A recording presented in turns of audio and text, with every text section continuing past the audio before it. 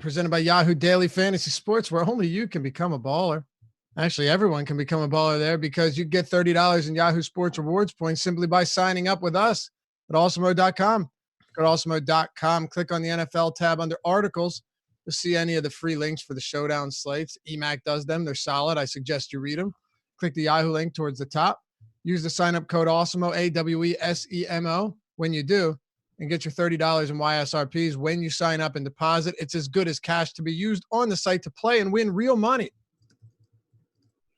Not only that, they got some phenomenal contests coming up. Some no management fee contests too, meaning everything paid in by the player gets paid back out to the player. They got the $200,000 NFL baller coming up this Sunday. And what about today? Got the $30,000 NBA baller, $5K to first, $10 to enter. It's a beautiful thing over there at Yahoo Daily Fantasy Sports. Come join us. Use that sign-up code AWESEMO when you do, and sign up through the link. We'll throw it in the YouTube chat as well for those of you that are looking for an easier way to do it. They are the sponsor of the Deeper Dive. I'm Dave Lockren. With me, as always, Adam Scher. What's going on, brother? How's it going? Nice 10-gamer. Nobody scratched right before the show with apparently a serious injury that nobody knew about. Yeah, that was something else. I've got to say, though, I almost prefer that over trying to figure out the minutes for Utah and Golden State today. Yeah, today was the exact opposite of yesterday. Like yesterday, it was pretty clean cut. You just go through every game until the Thomas Bryant news. Yep. Today, it was just like so much stuff where you're kind of just guessing at how things are going to go. But I think that makes for fun slates too. Yeah, it's an absolute mess. But I think there's probably an edge to be created there. And we'll talk about that once we get to Utah. It's a spot where you and I discussed it at length this morning. And I basically a spot where we could be completely wrong on this. And if it is the case, that won't be good. But if we end up being right, there's definitely something to be said for that in terms of potentially having one guy as ultra chalk and not a particularly good play. So we'll talk about all that. We got 10 games to get to. First question, as always, what do you make of this slate? Anything jump out to you? Anything in terms of roster construction? What are you seeing here for this 10-gamer? Definitely a stars and scrubs slate for me because we have so much potential value, whether it's in Utah or in Atlanta or whatever. But you kind of alluded to it. And just in general, I think that on a lot of the cheap values, there's stuff to not like about them, whether it's minutes concerns, whether it's the fact that they're just not very good. So it's a slate where I think that ownership will play a little bit bigger role for me than maybe it normally would on a 10-game slate, just because my medium projections for a lot of the value aren't really that much different from other lower owned guys. I don't mind pivoting off some of that, whereas normally I'm pretty inclined to just go heavy on cheap guys, even if they're popular. So I think that it sets up as a pretty good tournament slate. It's a slate where also, if you're looking to hedge money, you could, it's a slate where I think it's reasonable to have very different cash and GPP lineups, whereas normally in basketball, that's not really the case because it's generally more projectable than other sports. For sure. Let's go into it right now, starting with the Charlotte Hornets and the Golden State Warriors. Any news breaks, we'll be certain to let you know of it throughout the show. Hopefully when we're talking about that specific game, sometimes we get lucky, sometimes we don't. But the Warriors here on the road, 2.5-point dogs. Hornets 107.8 implied for them, 105.3 for the Golden State Warriors. 213 total. One of the lower ones on this slate, but nothing crazy.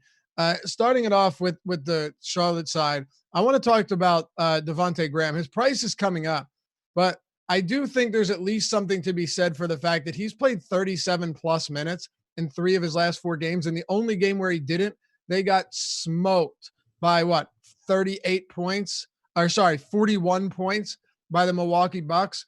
What do you make of Devontae Graham here, just knowing that this guy's playing close to 40 minutes in every competitive game, and this one has a 2.5-point spread? Yeah, the minutes are obviously really appealing. Golden State hasn't been a good defensive team this year either. So that obviously works in his favor. The problem that I would point to with Graham is just that you have several other guard options in that price range that have various things working in their favor. So he's not a priority for me, but I do think that whenever that's the case, you do tend to get very, very low ownership on someone like that. So he's like the perfect kind of guy where if you have a lineup where you have a bunch of 20% owned guys, 25% owned guys in your lineup, and you have to choose between him and one of those similarly priced guys that projects better, you're not missing out on much in the way of ceiling by going to the lower owned Graham. It's just that I wouldn't say he's someone I'm looking to be very, very overweight on, because I do think that there are several plays around him that just look better to me. Yeah, I think it's a fair point too. The rest of this Charlotte team, I don't know. It's a little bit more difficult to get to them when they start getting healthy. Specifically, Nicholas Batum's coming back. His minutes have kind of been all over the place. Played 13 against Milwaukee in a blowout, then 11 in a game that he got injured. But prior to that, you'd seen 27 and 31. How about Marvin Williams last game? He plays 30 plus minutes. PJ Washington plays 18. Again, it was kind of all over the map in a competitive game against Phoenix. And then with Biyombo and Zeller, I'm not even trying to guess what we're going to have there. I'll give them both 20 and go about my business. But it's a weird Charlotte team right now. And James Borrego apparently is not afraid to run out guys that are playing better. Outside of somebody like Rozier and Devontae Graham, it seems like he's just going to run the hot hand from night to night. Yeah, and I think that makes it so it in general anyway, I have pretty much all the Charlotte guys either as guys that I just don't like or as nothing more than, kind of secondary filler options.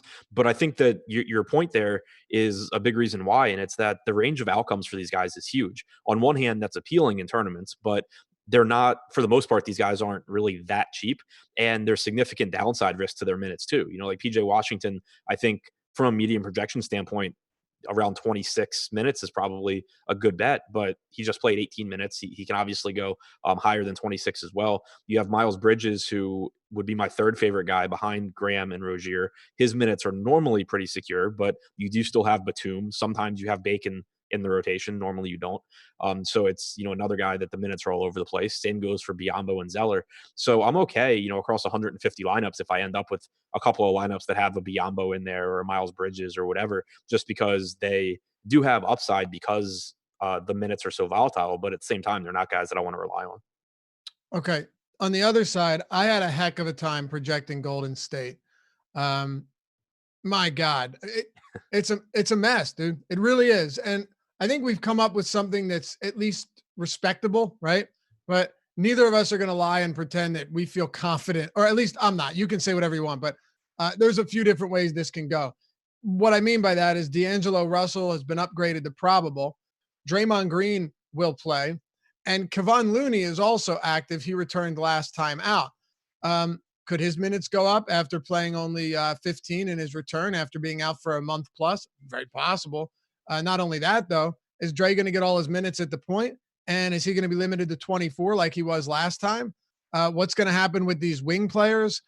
Kai Bowman, go ahead and give me your take here. We have slightly different opinions here because you have Kai Bowman as a DNP, but explain why that's the case and how you're working this rotation out. I think it's really important for this slate. Yes, I mean, as far as Kai Bowman, it goes exactly what you said. It's not that I'm really confident in it. It's just that I have to assign 240 minutes to this team. And the last time that D'Angelo Russell and Draymond Green played together, Kai Bowman basically was a DNP. He played 2.5 minutes in the first half, and then he ended up playing in the second half after Russell got hurt. But that was a game where you saw a starting lineup of Draymond, Robinson, Eric Pascal, and Cauley Stein, which is what I'm expecting the starting lineup to be today.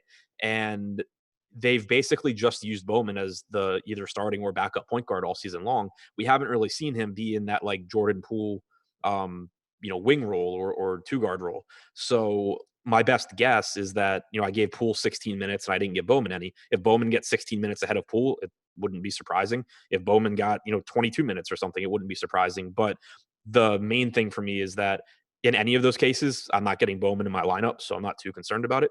And just based on how Steve Kerr has run previous rotations, I'm more inclined to think that he's willing to kind of kick Bowman to the curb than anyone else. Right. And it makes sense. And you had mentioned even the problem we have though, Adam, is we don't have a game in this scenario with Russell, Draymond, and Looney all out there. Right. This projecting minutes for this game, you're basically just going on a bunch of assumptions. And for anyone watching, if your assumptions are different than mine, your projection, your minutes are going to look different too. My assumptions were that getting all of the front court guys, Cauley Stein, Looney, Spellman, and Chris minutes is still going to be a priority because that's pretty much been the case this year. So I have, 16 minutes apiece for Spellman, Chris, and Looney, and I've Cauley Stein at 24.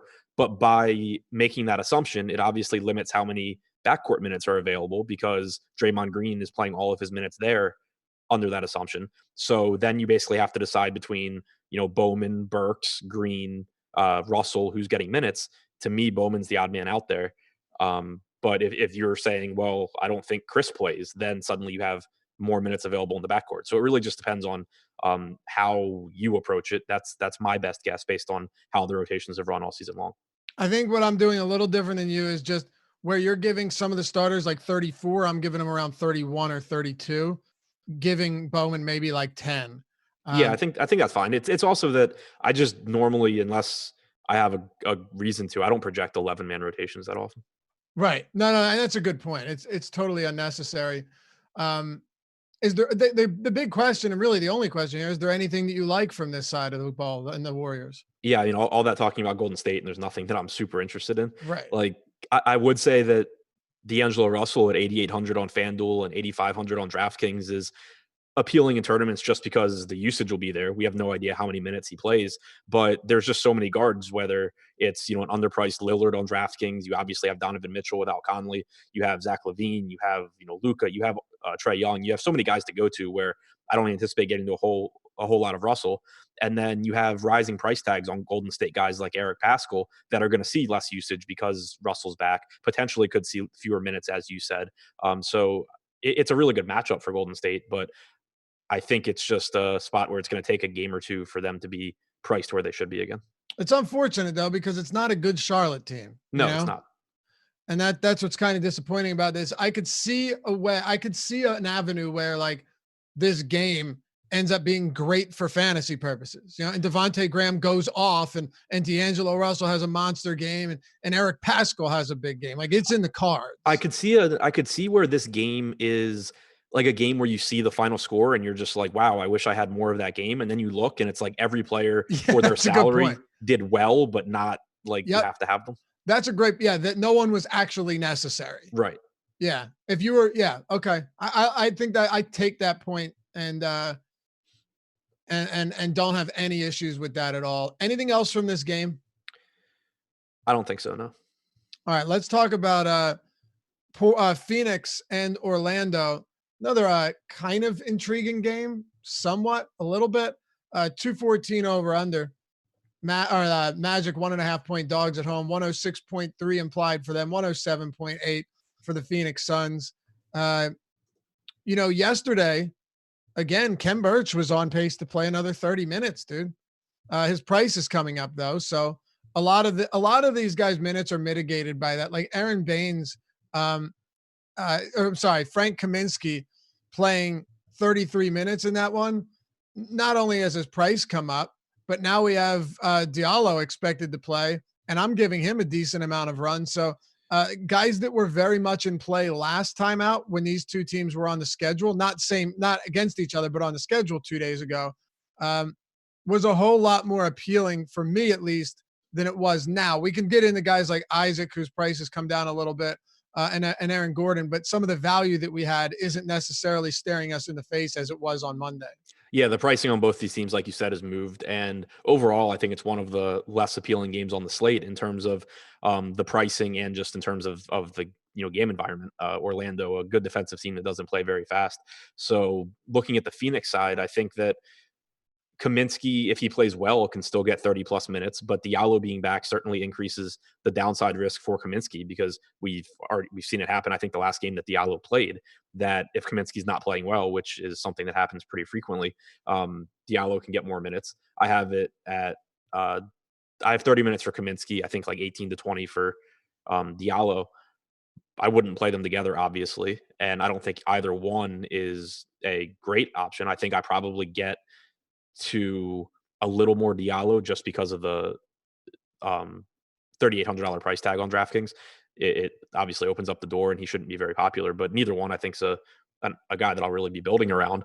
Booker, Rubio. I mean, we've talked a lot about Booker's production going down with Rubio in the lineup. It's a tough matchup for him. Rubio's expected to play. Rubio himself is fine, but not near like I have a lot of point guards throughout the pricing range that I have ahead of him too. So Phoenix, one of the least appealing teams to me today. Agreed. I do think Diallo is kind of interesting though. If he goes ahead and sees like 24 minutes, which I don't think is entirely unrealistic, that could make him interesting because I put it this way, I have no interest in getting the Kaminsky at his price point. Right. And I'm with you on Diallo. It's not that I think Diallo has a good game, but he's cheap enough, and kind of what we talked about at the top of the show, where there's a lot of like sub 4K options today, and they all have massive flaws. On slates like that, I like kind of mixing and matching and getting to some of the lower owned guys that are at least capable of breaking the slate if they get a few extra minutes, like Diallo certainly can if Kaminsky doesn't play well. How many minutes are you giving Diallo? I have him at 20. Okay. I have him at 23, and I think I actually have to bring it down because I get a lot, even with 23, I get a lot of Check Diallo. Right. Like I wouldn't want Check Diallo in any sort of like optimal, like if I click optimize, I don't want Diallo getting anywhere close to those lineups. No, absolutely not. But when I start factoring in, standard deviations and randomness and stuff like that, that's where Diallo should start popping into some lineups. Right. No question. And I think at that price, there's not a huge issue with it. I'll put it to you this way. I'd rather have him over $5,500 Kaminsky. I think that Diallo opens up more, like he gives you a better path to winning a tournament than Kaminsky does, I think. Well, and not just that, like we clearly saw this with when Baines was out before. Now this isn't every time, but there were games where there were games where Monty Williams gave Diallo a good run and Kaminsky like didn't get starter minutes. Even I think it was the last game that Diallo played. But that's kind of how I view situations like this. Like, so let's say Kaminsky gets 32 to 34 minutes tonight. He probably still doesn't like crush a $5,500 price tag. He is probably a good play that doesn't really matter. If Diallo gets his extra 4 to 6 minutes instead, he could be a guy that you really need at 3,800. Absolutely. Any interest at all on the Orlando side? I mentioned that Birch is in line to see big minutes most of these games with Vooch out, but his price has come up. We can talk about it across these sites too. And then Jonathan Isaac, Aaron Gordon. I was right on Aaron Gordon yesterday, saying that I expected him to get more minutes at least than he did the other day. But he played 32 and he was fine. He wasn't great. He was fine. Jonathan Isaac played 37 and he was not fine. Yeah, that wasn't a good time for me. And you nailed the minute. Like you were there. It just so it's obviously a less appealing spot for them today going up against Phoenix, but I do think Orlando is more appealing than the Suns are. I'm fine going back to Isaac. I'm fine going back to Gordon. I think Markelle Fultz is still a reasonably good play. And I think DJ Augustine is still a pretty decent value in tournaments. His price tag didn't move. We saw 28 and a half minutes yesterday because every three he took was going in. I haven't projected for 26, though. I think that you'll still see plenty of him alongside Fultz. So it's not guys that I expect to be like my highest owned plays today, but I do think that all of Isaac, Fultz, Fournier, Augustine, Gordon give you pretty decent upside for their salaries in this spot. Okay. We had a comment in our premium Slack chat, and it came from, let me find this. So he mentioned that Frank Kaminsky on FanDuel, that Dave said on FanDuel, Kaminsky's popping up in all my optimals using the Awesemo projections. Just a quick take, Kaminsky at 4,300 on FanDuel. That is a much better price point than it is on DraftKings. Yeah, totally agree with that. So I don't have that. I don't think that's an issue at all, Dave. But on DraftKings, I'm not getting there. Talking about Detroit and Milwaukee, the Pistons aren't huge dogs here, and it's not a huge surprise. They're playing okay. They got Blake back. What is it? 8.5 points, I think. Yeah, 8.5 points at home. So they're gonna lose, but it's not like it shouldn't be a Milwaukee Knicks game. Put it that way. 224 over under. 116.3 implied for Milwaukee. 107.8 for the Pistons. Let's kick it off with Giannis Antetokounmpo. What are you doing with him here? I think it's pretty site dependent. I think it's easier to get to him on FanDuel because of having the roster 2 small forwards and just having, one extra position to get value. It's just easier to get to him there. I think on DraftKings, I would be prioritizing Luka, and it's not really even close. Like Luka is small forward eligible too, which makes it even easier. So um, it does depend on the sites. It's a spot where I think you can, you know, you can take advantage of both guys by playing multiple sites. So it's obviously a good spot for Giannis. The issue is that he's averaging 31 and a half minutes per game this year. He plays 36 normally in competitive games. He plays a lot less than that when the Bucks blow out their opponent, as they frequently do. This being a road game for them, I think does help a bit. Detroit hasn't been a good defensive team this year. They are in the bottom 10 or the top 10, depending on how you want to look at it, at points allowed in the paint, as far as most points allowed. So that is really good for Giannis. It's a great spot. It's just that Luka's on the slate. Yeah. And I know our chat usually gets fired up about it. You guys overvalue Luka. Luka can't sustain this. I can tell you this much: as long as he continues to operate with as much usage and ball handling responsibilities, which is literally not going to stop, I think he can sustain it. Yeah, I don't really see why not. We'll get there in a minute. Any other interest in Milwaukee? Brook Lopez returning. Chris Middleton, I wouldn't let this fool you. Played 18 minutes last game, and 16 minutes the game before, but they weren't even remotely competitive. Yeah, I have Middleton at 30 minutes tonight, which makes him pretty appealing. Okay. Bledsoe, I think, is a reasonable option too. Neither one is someone that I'm getting to like in cash right now, but I do think that they're both pretty favorably priced against a bad Detroit defense. Milwaukee has, a 117 total. So getting to Milwaukee, I think, is a pretty good idea. And I think Middleton and Bledsoe are both favorably priced. Okay. Yeah, I have Middleton at 28, but nevertheless, I expect him to get a lot more than he has in those 2 monster blowouts. That's all I'm saying. Do you have any interest on the Detroit side of the ball? Andre Drummond coming off that ridiculous last night. 9 stock performance, 5 steals, 4 blocks in 31 minutes. Even in blowouts, he's getting 30 plus minutes. It's pretty impressive. He's sub 9K on DraftKings. On FanDuel, you've got him weighing in at $10,000. What are you doing with him here? I'm kind of torn because I really like the price, especially on DraftKings at 8,900, but even 10K on FanDuel is fine. And if the game's competitive and he stays out of foul trouble, you're going to get a bunch of minutes. But I do think it's a really tough matchup for him. We've talked before about Brook Lopez pulling him away from the basket and taking away some rebound chances. He still gets plenty of rebounds, but he also, if you go back and look, he's played against Lopez 9 times since the start of last season, including the playoffs. His average usage rate is about 19.5%. And if you dig into Milwaukee's defensive numbers this year, they've allowed the 4th fewest putback attempts per game. They've allowed the 2nd fewest post-up attempts per game. So it seems like they just are a team where you would expect Drummond to not get up as many shots. And we've seen that happen time and time again in this matchup. So it does concern me a bit. I still think that, he's underpriced and he still has that massive ceiling. But where it starts to come into play is, right now we have him projected as one of the higher owned guys on the slate, at least on DraftKings. And so it starts to concern me a little bit there, but I still think that there's obviously upside for him.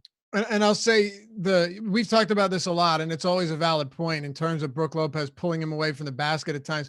But the one differentiator that we have this year that wasn't there last year is this is a huge pace up spot for Detroit now. Yeah.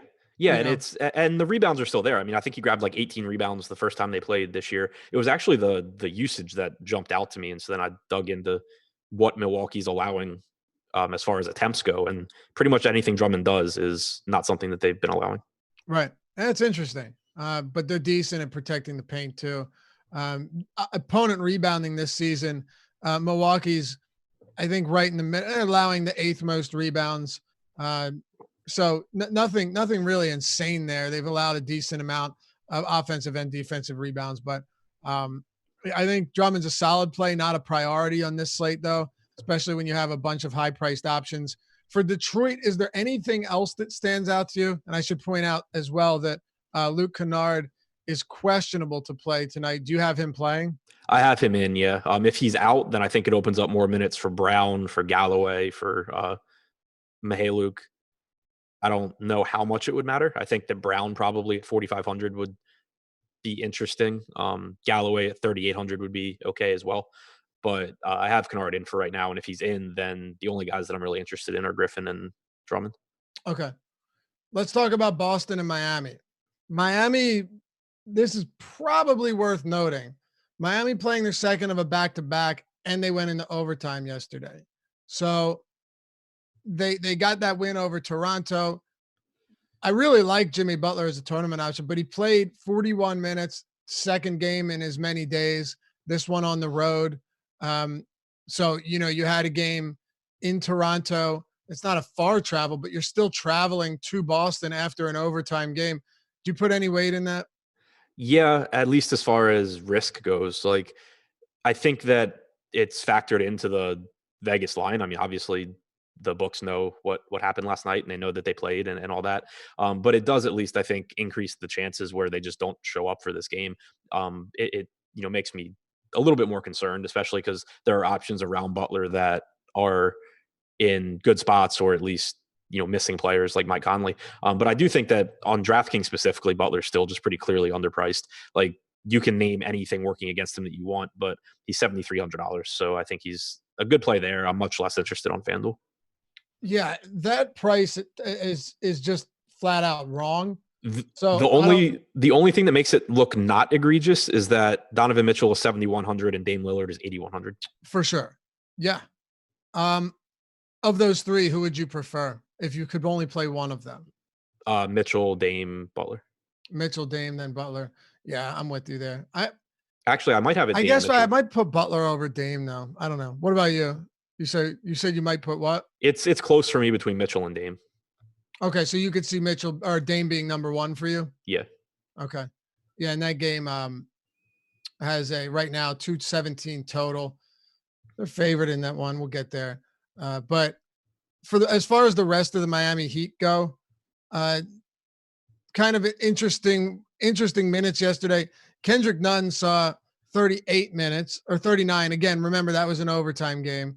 So he played 39 minutes and he was just terrible, shot miserably from the field, but he was out there quite a bit. Tyler Hero, on the other hand, you saw a severely limited run at 18 minutes. And then Justice Winslow, who had been, seeing around 30 minutes in his last few, also played 30 in regulation. Goran Dragic remains out for this one, which is, of course, another reason why Butler becomes more appealing. The same with Kendrick Nunn. If Dragic was in, I'd have a lot less interest in this entire team because of this back-to-back playing an overtime game. But I think Dragic sitting definitely helps boost their value a little bit across the board. Yeah, I agree. And I still don't have a ton of interest in anything outside of Butler at 7,300. I will point out Kelly Olynyk also 4,200 on DraftKings, where you don't, for example, have a $4,300 Frank Kaminsky. Olynyk played 6 minutes 2 games ago, but that was kind of sandwiched in between a bunch of games where he's playing mid to upper 20s in minutes. He was the backup center last night. Chris Silva didn't play. And he also got a bunch of minutes, closing over Myers Leonard. So I think his price tag is pretty favorable. I don't have him projected that well on a per minute basis, but I have him at 28 minutes, and that's enough for him to be a pretty quality value option for me. Bam is reasonably priced as well, but I would say I'm most likely on DraftKings to get the Butler and Olynyk, and then on FanDuel, I think it's less necessary. Okay. What about the Boston side? Not a whole lot there for me either. Marcus Smart's out, so that opens up minutes, but I don't anticipate it being very useful for DFS. I think that you get Semi getting some more minutes, which is basically a DFS black hole. You probably get Wanamaker getting a little bit more run. You probably get Carson Edwards getting some run, but I don't really think any of those guys become all that useful for DFS. Daniel Tice is only 4K on DraftKings. That's a reasonable value. I have him a little bit behind Olynyk, but I think that it's kind of the same idea. As far as Tatum, Walker, and Brown goes, like the minutes should be there, but I don't think any of their price tags are all that appealing for this matchup. Okay, so no priorities from the Boston side for you? No, these early games kind of suck. Yeah, they kind of do. And you would think with someone like Marcus Smart being out, or yeah, he's officially out, getting 33 minutes a game or more, that you would think that would open more up. But when you start looking at where the minutes are going to go, I don't think there's any clear-cut distinguished winner here. Right. Like the only real way that Smart being out makes a difference is if, like, let's say Carson Edwards comes in and plays really well and then stays on the floor. Like, that can at least happen, whereas it couldn't happen if Smart were in. But you still have Wanamaker getting minutes. You have Grant Williams getting minutes. They still have a ton of bodies, and Smart's not a high usage guy. So out of the Tatum, Walker, Brown group, you're not really projecting much to change in the way of usage. And as far as guys getting additional minutes, there's just a ton of bodies that it can go to. Okay. Atlanta and Brooklyn. Let's talk about this one. Kevin Huerter will play. He's limited to 15, 20 minutes. I'm giving him around 18, I think. But DeAndre Hunter is out. And this is an interesting rotation. Much of it might not even be relevant, but let's go ahead and try to break this down. Atlanta at home hosting the Brooklyn Nets. You got a 229 total though, which is, last I looked, the second highest on the slate, and 3-point spread. So it should be a close game, high scoring game. What are you thinking for the Atlanta Hawks here? Any interest in Bembry or some of these wings with Hunter out, or is it kind of ugly everywhere? I'm not that interested in Bembry because his price came up, and because, again, Trae Young's in there. It's not like he's replacing a high usage guy in DeAndre Hunter. I do have him playing 32 minutes. I just don't have him projected that well. But I do have interest in a couple of just the dirt cheap wings that probably will suck. But Cam Reddish and Evan Turner both. I've Reddish at 28 minutes and Turner at 20. Reddish 3,400 on DraftKings, Turner 3,300. You know the risks. Cam Reddish is averaging about 2/3 of a fantasy point per minute, but it is a fast-paced game. It is a good matchup for these guys, and there's just not a whole lot of downside to taking minimum salaried players. So they are both guys where if they're projected for a ton of ownership, I'm fine pivoting because I don't think that either one is a great play. I have them projected for 20 and 18 DraftKings points respectively, but they are both guys that help me get a bunch of other guys into my lineups that I do like. All right. Top play from Atlanta. Reddish for value, but I think that Jabari Parker at 6,400 is a really good option. And then people were talking in Slack about Trae Young. He's obviously been up and down, but on paper, it is a really, really good matchup here against Brooklyn. Young's been the league leader in pick and roll possessions this year.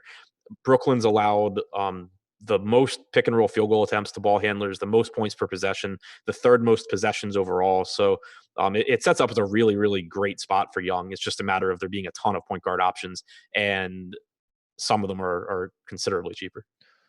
Yeah, it's a phenomenal spot, but do we get there at his price? He's only $1,200 less than Luka on DraftKings. It's going to be tough to get there. I wouldn't be surprised to see him drop 55 or 60. I just don't know if that's going to be enough today. So I don't imagine I'm going to have I might have a decent amount looking at it now. Ran a crunch earlier, and I don't think I did have that much. No, I didn't have much at all. So I guess that does make sense. 46 on Yahoo might be the best price for him. Yeah, I think you're probably right. You compare him to everybody else there, I think you're right. Luka 55, 40. Yeah, he's cheaper than Andre Drummond. Right. So yeah, that says something. I don't mind him at all on Yahoo. That's a good point. What about the Brooklyn side? Kyrie Irving remains out, but this whole Brooklyn team for me is, now that their prices are all beginning to rise, I don't think I have much of anything from this team outside of always having a little bit of Spencer Dinwiddie, who even at his price, I'm still getting a little bit of. Yeah, I'm interested in Dinwiddie, Allen, and Prince. Dinwiddie, I think, is a really good play. The problem is just it depends who's priced around him. Like on DraftKings, you have Lillard at that price. You have Mitchell for a lot less, but he should play around 34 minutes. Since Irving's injury, he has a 31.5% usage rate, 37% assist percentage. So the production is there. It's a really good matchup against Atlanta. Jared Allen, I think, is in a good spot. Center's not that strong today, and his minutes obviously fluctuate in part based on how he's playing, but Atlanta's allowed the third most offensive rebounds per game this year. Jared Allen's ninth in the NBA in offensive rebounds per game. It sets up as a good spot for him to kind of just do what he does and maybe get a couple of extra minutes. So I don't think there's a whole lot of risk to him at his price point either. Okay. Yeah. His price tag has fluctuated a lot. He was up to 7,600 just the other day. If I'm getting him around the price he's at now, I don't have an issue. He gets more than that. and I just don't see any reason to gamble on splitting minutes with DeAndre Jordan. Is that all for this game? Yep. All right, and there's a couple that we're gonna spend quite a bit of time on. Most of these early ones weren't that. Also, use that sign up code Deeper Dive if you want to get 50% off. That's right, half off your first month of Awesemo Plus Platinum membership. Go to awesemo.com/join and click Begin Membership. We'll ask you a question: what type of player you are. The reason we do that in order to get an idea of what type of subscription you're looking for. We don't want to give you too much or too little in terms of, are you playing for hobby? Are you playing seriously, professionally? You name it. We got something for everybody. And that was awesome. Alex Baker's vision when starting this site. And I always say this, but when you scroll down to the bottom of the page at awesemo.com/join, we have videos explaining what all of our top tools do and what they're used for. So you know what you're getting so you don't have to jump in head first, really. Use that sign-up code Deeper Dive, all one word. Get 50% off your first month. Had some real big winners recently. There's one guy with an Awesemo handle. I think it's like DC Sinless, maybe. Every time the past 3 days I've scrolled to the top of the leaderboard, he's got like 7 lineups in the top 20. Yeah, he's been on a nice run. His cousin keeps DMing me like, yo, awesome job. You're crushing. I'm like, congrats, dude. He's like, nah, it's my cousin. I'm like, oh, all right. Still awesome, but yeah, pretty cool. And we've seen a lot of that. So join us, man. Deeper Dive, one word, and hit us up. Join this premium Slack chat. We'll show you around. It's a friendly bunch. All right. Let's see. GG123 says, Laffy, no mention of Bembry. Well, the problem with DeAndre Bembry here, number one, is you're getting this spot where Herter is back. He might not be playing a lot of minutes, but he's still there. And I know Alan Crabb is out, understandable. But my problem, I won't speak for you. My issue with Bembry, though, is we were playing him at 3,800 and 4,000 before. Now, if you want to play Bembry, you're paying $5,000 for him on DraftKings. On FanDuel, he's 47, so that's definitely more manageable. And on Yahoo, he's 14, which also is. But I don't want to pay $5K for him on DraftKings. Yeah, I think it's a better play on FanDuel, like you said too. But yeah, I have him at 32 minutes. It's just that he's not filling in for Trae Young. He's not running point. He's going to be out there, hopefully getting steals and getting rebounds and stuff. So far this year, he's played 314 minutes alongside Trae Young. He's averaged 2/3 of a fantasy point per minute.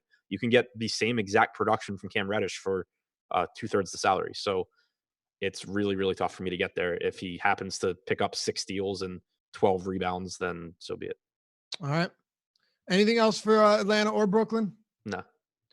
OKC, Indiana. I want to turn this one over to you because I'm not particularly enthusiastic about this game.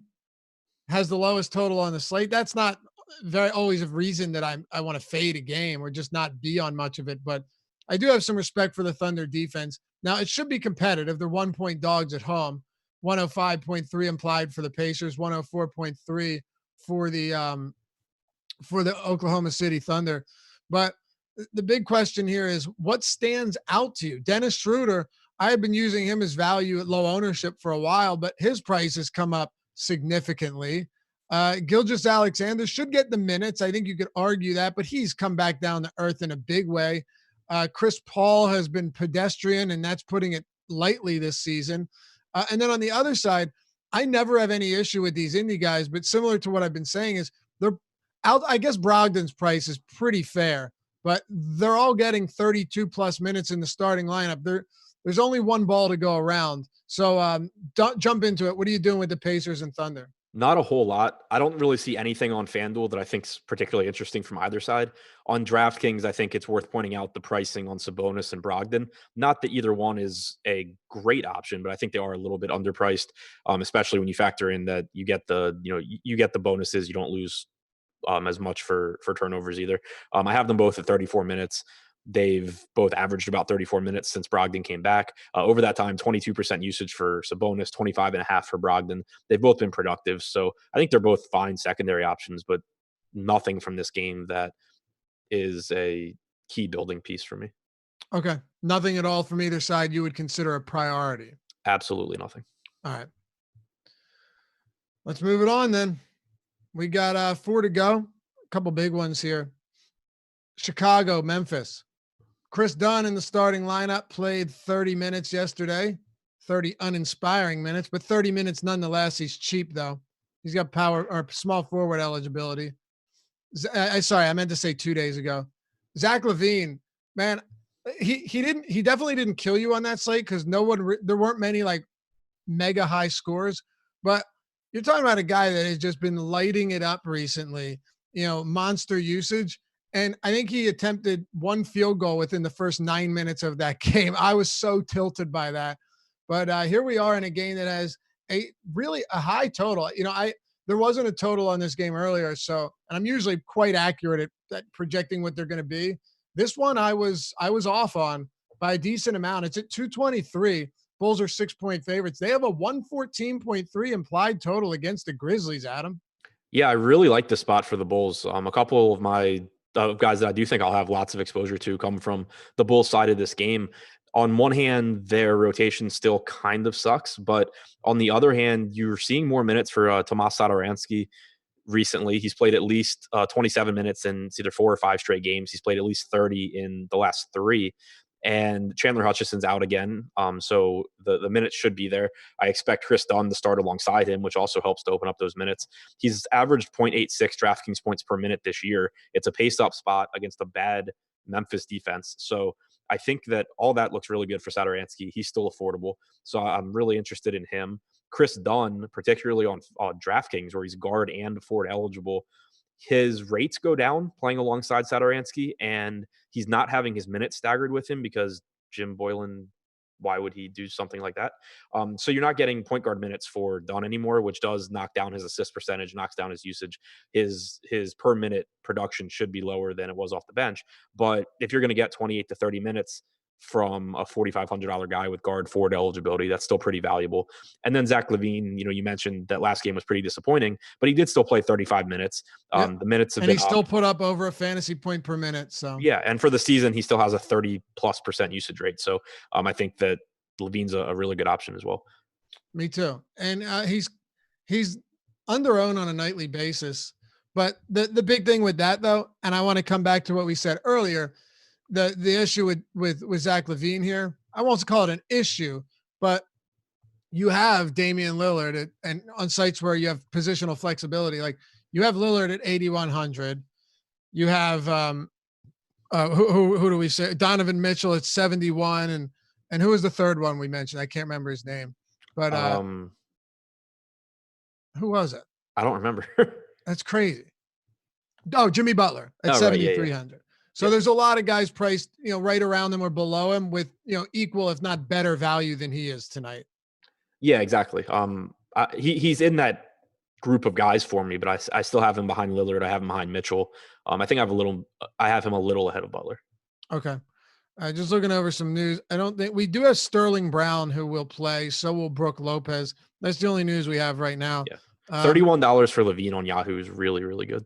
Yeah, it is. What are you giving Sterling? You're going to give him, what are you going to give him in terms of run today? It's negligible in terms of projections, but I didn't. I assume he just kind of takes something from Korver or DiVincenzo or Connaughton, but I didn't have any of them projected high enough that they're getting anywhere near my lineup. So. It's unimportant. Right. Yeah. Okay. So one more time, top options from Chicago, Chris Dunn for sure. Right. Yeah. Dunn and Satoransky is value. LaVine as, high upside, reasonably priced guy. And Wendell Carter is playing huge minutes also. Center's not the best position today. So I think that's pretty valuable too. I couldn't believe I was projecting Wendell Carter for 33 minutes and thought, that might be low. Yeah. But you know what I mean? I don't feel comfortable giving him more, but still it's a good spot. Well, yeah, no, it's a fine spot. The big thing is what's going on with Jonas Valanciunas, because Joe Val, if he gives you 32 minutes, like you have to like him, but he's a game time decision and this game's not until 8 p.m. Eastern. Yeah, I have no idea what to make of that. Obviously, it's an illness, and it seems weird that that's still going on, but he's still questionable. The one thing that does make me happy is that he's up to 7,900 on DraftKings. Right. So it doesn't really matter all that much to me. And then on FanDuel, Obviously, he's going to be basically unowned, assuming we don't get news before lock anyway. So at least it's not very likely that not having Valanciunas ruins your night, and there's a relatively low chance that having him would make your night. Do you want to take any shots there, or are you good? I'm not planning on getting the Valanciunas. Okay. So the rest of this team, though, you've got Ja Morant out for, an undetermined amount of time. And if the big thing is it's not about Valanciunas as much playing, but if he doesn't play, because we already know, and this is kind of big, that, Brandon Clark is out. He was playing anywhere between 18, 25 minutes per game. Jaren Jackson comes in, moves up to the 5. He started at the 5, right? Yeah. Didn't he? Yeah. Played 34 minutes, had a great game. Bruno Caboclo was playing 14 minutes, which was definitely a surprise. But then you had some of the guys, Jay Crowder, is going to get big minutes regardless. But Solomon Hill was the biggest beneficiary here, playing 33 minutes.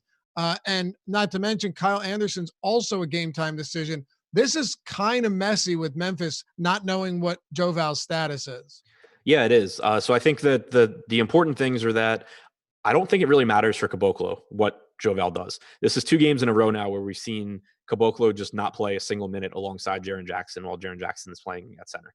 We saw it in the second half 2 games ago after Brandon Clark got hurt, and then we saw it the entire last game where you got 34 from Jackson and 14 from Caboclo. So whether Valanciunas is in and Caboclo is his backup, or Jackson starts and Caboclo is his backup, I don't expect Caboclo to get a lot of minutes unless Jaren Jackson's in foul trouble or something. So that I think is worth pointing out. Jackson's production should go up if Valanciunas is out. He has a 29% usage rate without Valanciunas or Morant on the floor this year. He will be playing closer to the basket too. Valanciunas being out hasn't reflected in his rebounding numbers so far, but sooner or later you'd expect the rebounding numbers to go up. So I like Jackson if Valanciunas is out more than I like him if Valanciunas is in. If he's out, it also opens up, more minutes again for Solomon Hill, whose price tag did come up. Jay Crowder gets minutes closer to the basket and is an okay secondary option. It would also, there's more minutes for Grayson Allen. There's more minutes for DeAnthony Melton. So if Valanciunas is out, it at least lets you take kind of some dart throws to the cheap guys on Memphis. They're going to be a lot lower owned, like a Grayson Allen playing probably 27 minutes. More importantly, if Joe Val's out, does anyone become a priority for Memphis? Jackson would be the closest thing, but yeah. I wouldn't say priority. Okay. Yeah. And he's, by the way, that price tag it has now come out to a point where if you don't play him, I don't think he kills you at $6,800 on DraftKings. On FanDuel, Jaren Jackson, $7K. Again, I don't think that would be an absolute necessity either. And then on Yahoo, you've got him at 22, which is definitely more friendly. You want to move on to Dallas and Minnesota? Yep. All right. So Dallas Mavericks here are favored at home, 4.5 points, 230 total, though, highest on the slate, 117.3 implied total for the Mavs, 112.8 for the Minnesota Timberwolves. Let's talk a little bit about Luka Doncic here.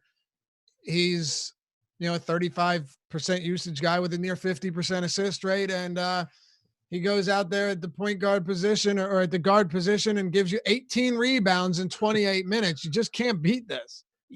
Yeah, I mean, there's not a whole lot to say, and he's still not that expensive, especially because we have, even if they're not great options, we have so many sub 4K options that we can rotate through if you're playing multiple lineups, or you can kind of just hope to hit the right one if you're not, that it's not difficult at all to get him in the lineups. He's guard Ford eligibility on DraftKings, which makes it even easier than it would be otherwise. So really no reason for me not to be getting to Luka here. Minnesota's played at the 4th fastest pace this year. They've been a pretty decent team defensively, but Luka just does everything on the floor. Like you said, about a 50% assist percentage over the last month. So this actually, it accounts for Porzingis' rebounding numbers actually going up. Still a 16% rebounding percentage for Luka, a 38.9% usage rate. It's just James Harden type production, and he has been doing it for the whole year now. He's averaging over 1.8 points per minute, and now you get a game with a really high total and a fast-paced Minnesota team. Okay. Do you like anything else for Dallas, starting with Kristaps Porzingis? Yesterday, a huge disappointment. Unfortunate too, because On a per minute, remember I was saying how he makes up for decent to below average for his position or for his size rebounding with good block rates. Well, he blocked 5 shots in 18 minutes, dude. Ridiculous.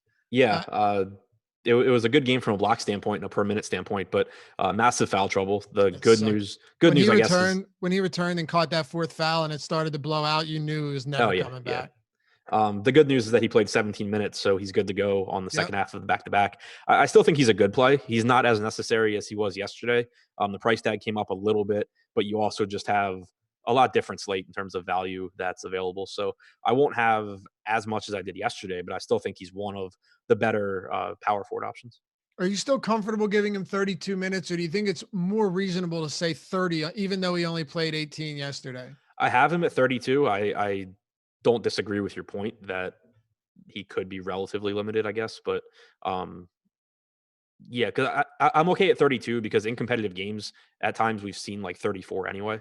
So it's kind of just a guessing game. But if I were getting him as like my highest owned guy or something in 32 minutes, I think I would cut it back. But because I'm not, I'm kind of okay with where I'm at. Right. Now I was getting him up there quite a bit, so that's one of the reasons that I cut him back. And I feel okay with that because at 30 minutes, I'm still going to get a decent amount of him. Tim Hardaway, anybody else interest you here? Not really, just kind of dart throw secondary guys. You know, Hardaway's price has come up a bit. The minutes should be there. He's obviously the third option offensively behind Luka and Porzingis. Dorian Finney-Smith played 37 minutes yesterday. I have no idea what to make of the Dallas rotation on a game-to-game basis, but he played 37 minutes yesterday, so there's that. Yeah. I'm probably not reading into that all that much. That game got out of control. Tim Hardaway never came back. A bunch of guys just never came back.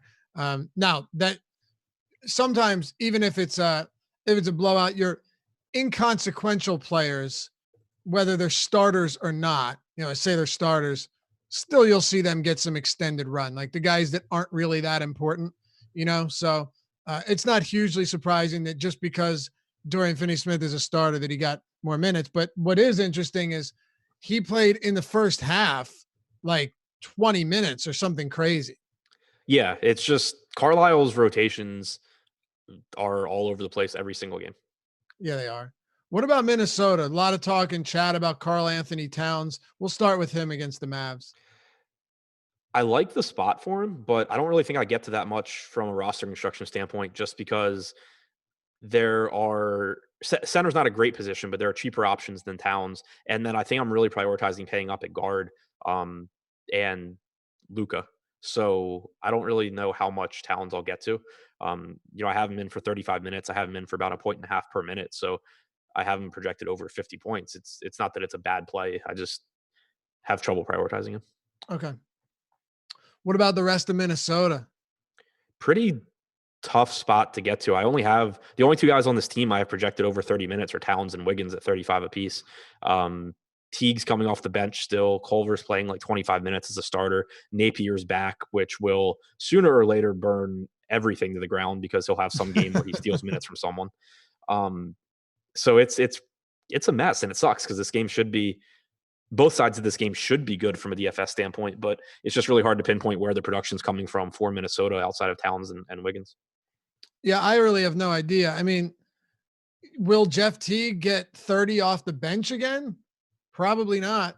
Yeah, give I him have him at 28. Yeah, I do too. And then Jared Culver, like, even if he was getting decent minutes, how much of him are you really going to get to at not close to minimum salary? Yeah, I didn't find much love for Minnesota for the exact reasons you mentioned. Let's move on to Utah and the Lakers. This is where I want to spend a good amount of time. Yep. Actually, I want to close with this so we have enough time.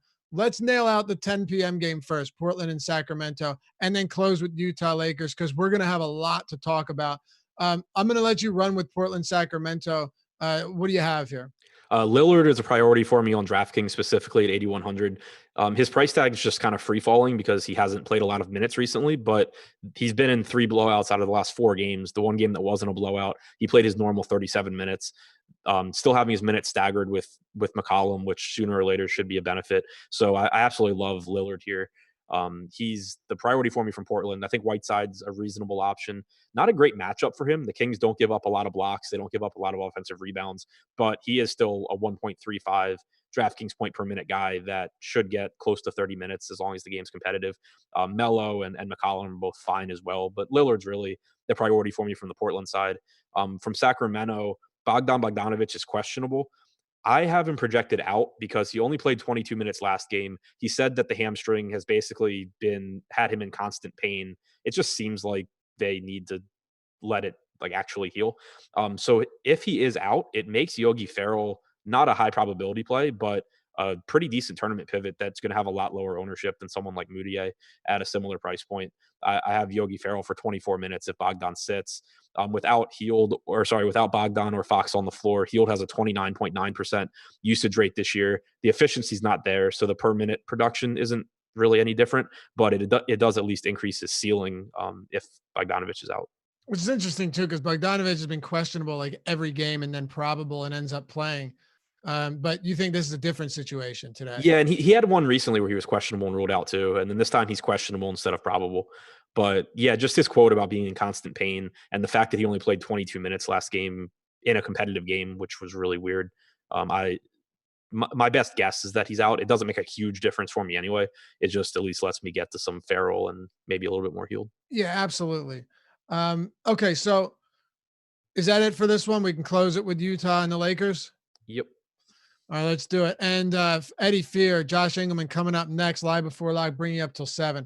So the reason I wanted to close with this game is because, before I do that, fantasy point projections from Awesemo for NBA are free at awesemo.com today. So is the NFL Premium Stack Tool and the NHL Lineup Change article. Check them out, awesemo.com. So my concern is that Mike Conley's absence is going to flood ownership to Emmanuel Mudiay. I'm just not confident that Emmanuel Mudiay gets those minutes. I think a lot can go to Joe Ingles. Wouldn't be surprising. Emmanuel Mudiay right now at 43% projected ownership, Adam.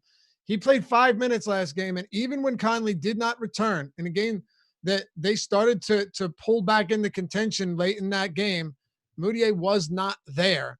And Dante Exum did not play any minutes in the second half. Joe Ingles, however, did see an uptick in minutes, particularly in the second half. I don't necessarily have nearly as much faith in Mudiay as 43% of the field does today.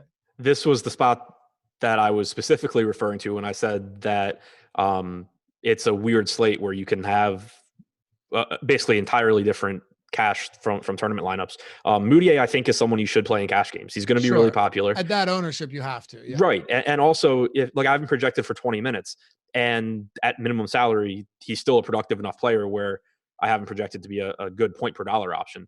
But at the same time, when you have someone like that that's projected to be the highest or one of the highest owned players on the slate, he's in a bad matchup against a good Lakers defense, a slow-paced game, so that's not working in his favor. I'm really not convinced at all that he plays a ton of minutes. Like I said, I'm projected at 20. I would be shocked if the closing lineup. Well, I think the closing lineup is going to have Gobert, Boyan, Mitchell, Ingles. It's just a matter really of, is it Mudiay? Is it Green? Is it O'Neal? O'Neal probably the most likely for defensive reasons. So not convinced at all that Mudiay closes, even if he starts, which he may or may not. So I think he's a fine point per dollar option. I think he's overowned is basically what I'm getting at. That's where I'm at. 43% a lot, man, especially for a guy that didn't come in and get significant run. Now, the starting lineup is going to tell us a lot. That could definitely change things. But what are your thoughts on if they go big against this Lakers team and front court? And you can always slide Mitchell to the 1, like no problem. Right. So I think that one guy that I'll be using, not as a not as a guy that I have tons of, but one guy that you can use as a pivot off of Mudiay is actually Jeff Green, who probably is going to play like 18 minutes, but at least has the potential to play like 23 to 24 at the same price point. You could very easily see lineups where it's, Mitchell, Ingles, O'Neal or Bogdanovich, Green, and then Gobert. Because of the Lakers being big and because O'Neal most likely will be defending LeBron. So I think that Green is just an interesting 1% owned guy that you can get to in tournaments as a pivot away from Mudiay. I think that I have O'Neal at 36 minutes. They'll need him out there for defensive reasons. He doesn't really do anything, but 36 minutes at close to minimum salary is at least someone that you can get to in some lineups. Okay. Anything for the Lakers? Hang on. And I'm sorry, really but I didn't mean to stop with Utah. Donovan Mitchell is a top play today. And I'll get your final takes on Utah and then close it out with the Lakers. Okay, yeah. Mitchell, top play for me, 1.22 points per minute without Rubio or Conley since last year. 33.7% usage rate, 22% assist percentage. That's with Ingles on the floor too.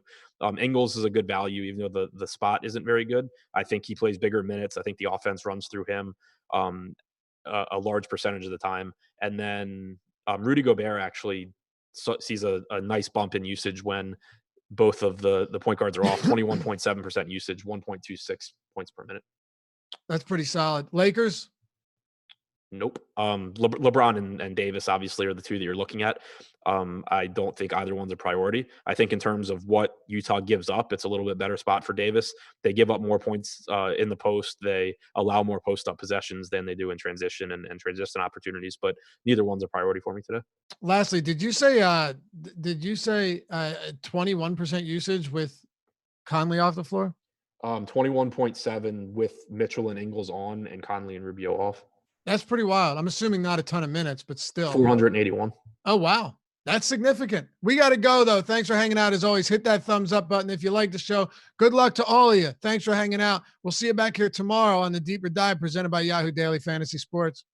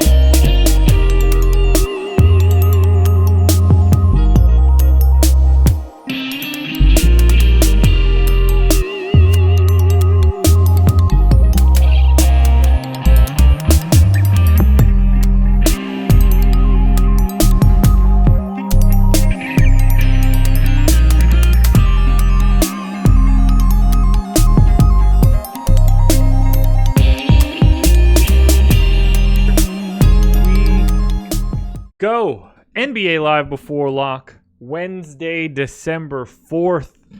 Big time 10-gamer. Weird chalk going on.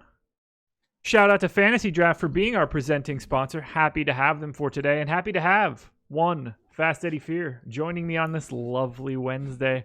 Sir, how are you? What's going on? Highlight of my week every week, being able to share airtime with you. I love it. We killed this thing. We're really good at it. It's been, the Wednesdays have been good. Like they've generally gone extremely well, I think. No complaints out of me, that much I can tell you. Well, so you'd know better than I would. I don't have quantitative evidence. I just feel like, yeah, that went pretty good. Let me check mine actually. You have a day? You have day of the week breakdown? I do. Great. I do. I'll check it out. Well, all the times you lost on Wednesdays, it was when you disagreed with me. That's probably true. Just clearly. I will check that out in a couple seconds. But first, I have to say, please hit the like button, subscribe to the channel, and if you're interested, head to fantasydraft.com, use the promo code AWESEMO to get a 7-day free trial of rake-free DFS. You can lose up to 30% of your bankroll just because of rake. Fantasy Draft is here to stop that. Every contest you get in, every dollar they take into that particular contest goes right back to the players. The whole entire pool. You can't beat that. They track the amount of rake you would have spent at a different site. Watching that number rise as you enter more and more contests is really staggering. But really, just go to fantasydraft.com, enter the promo code AWESEMO when signing up, and you can check them out for a 7-day free trial. Let's hop here. Results. General season. NBA 1920. So Wednesday, 129.35% ROI. That's great. Plus 30%. Jiminy. No. No, 129. not plus 100. No. It's been my best day. It's been the day that I've won the most. I don't see. Here's the thing. I want to take credit as I always do, but I really wonder how much I steer you. I feel like when you disagree with me, you're like, I'm gonna do what I was gonna do anyway. But you don't need any help from me, my friend. Yeah, the only day that I am aggressively in the red is Saturday, which is the day that I don't do any shows or work and just jam in blind, and you can pretty much see exactly what's happening on that one. But that's great. Like, it's great to be like, look, our stuff is working, our shows are working, my process is working, and when I ignore them, I get crushed. Like, if I was you, I would generally look at that and be like, okay, it's good to know that, the time I invest is time well spent. How was your Tuesday? Did you have copious amounts of Lonnie Walker? I'm sure. I had 0 Lonnie Walker. You scrub. Yes, obviously. But it did go well. I had a 5th place finish in the mini max. I grabbed a small single entry and ultimately was like a 3 or 4x day. So I didn't need any Lonnie Walker. All right. Okay. Who is the guy that we need today? Oh crap, Eddie Fear. Who is the most essential play of your day? One of these days I'll prepare for that line. He's probably going to be a guard who plays for Chicago, so that knocks it down to 4 for me. Michael Jordan, got it. Okay, that's he'd do pretty well in this matchup today. He's rocking what, 55 or something. I think he'd be good for Craig Hodges. A point a minute. Sure, yeah. So one of the Grant brothers, someone wearing goggles. I'll go with Chris Dunn. Looking at all their ownership, I'm a pretty big fan of this. I do feel. We still got no Hutch in there. I still feel consistent. He's going to get his 30 minutes. I really, really enjoy this matchup for all the guards on this team. I've had a very good year with Zach LaVine, and I really want to go back there, and I have no issue. I even like him a little more on FanDuel. I think the ownership is still going to be much lower than it should be. He has been really predictable for me. And I think I'd rather John Morant was in. But regardless, I really like Chris Dunn in this spot. I really like Zach LaVine in this spot, rather. But Chris Dunn as sort of the value option there, the price especially on FanDuel, but either site feels just great. And again, I have him at 30 minutes and slightly greater than that fantasy points. I think it's an incredibly strong matchup. So I will go with Chris Dunn, but I will say that in general, I would be many lineups in until I built a lineup that did not have at least a Dunn, a LaVine, a Satoransky, or even a Kobe White in there. He hasn't done his thing in a while, but it is a fine spot that I've been looking to target all year, and it's worked out consistently. And he actually had one of his 2 very good games this year. I'm pretty sure in this exact matchup. I'm almost positive. I think both he and LaVine did the beatdown last time. So not that I care much about the 1 game sample, but everything lines up, the video and what I expect and what we've seen. So none of those guys owned quite high enough for me. So I will put my spoon out there on Chris Dunn today. Chris Dunn, my most exposed player on both FanDuel and DraftKings. Really? Get it, guys? Oh, I have this is obviously first crunch, dummy crunch, still have 50 minutes to go. Chris Dunn is in 87% of my DraftKings lineups. That's a stand. That's a stand. He's apparently projected at 20%, which was higher than I thought he would be because it's Chris Dunn. But enough people have, computers these days, I am told. So that's probably heavier than I need to be. Look at some of these ownership numbers. Look at those guys on top. What are you doing? Sorry, go ahead. No, I got to give one quick shout out to Derek Burns, $20 super chat. Want to thank you guys for all the advice. Since I started at Osmo, I went from losing around $500 in 5 years to winning 2K this month. I also beat Mr. Osmo himself in the $27 yesterday lineup, or with a lineup by a half a point. That's Derek, outstanding. Congrats. We're always happy to see people just winning. My favorite in order is like number 3 favorite is starting to get good, feeling like I'm getting it and consistently making money. That's a good cookie for me. Yeah. Medium-sized cookie is I just made 50 grand or 100 grand, and that happens a couple times a week. That's greatest. And my absolute favorite is guy who made $2,000 playing like $2,000 a night, playing like $2 a night.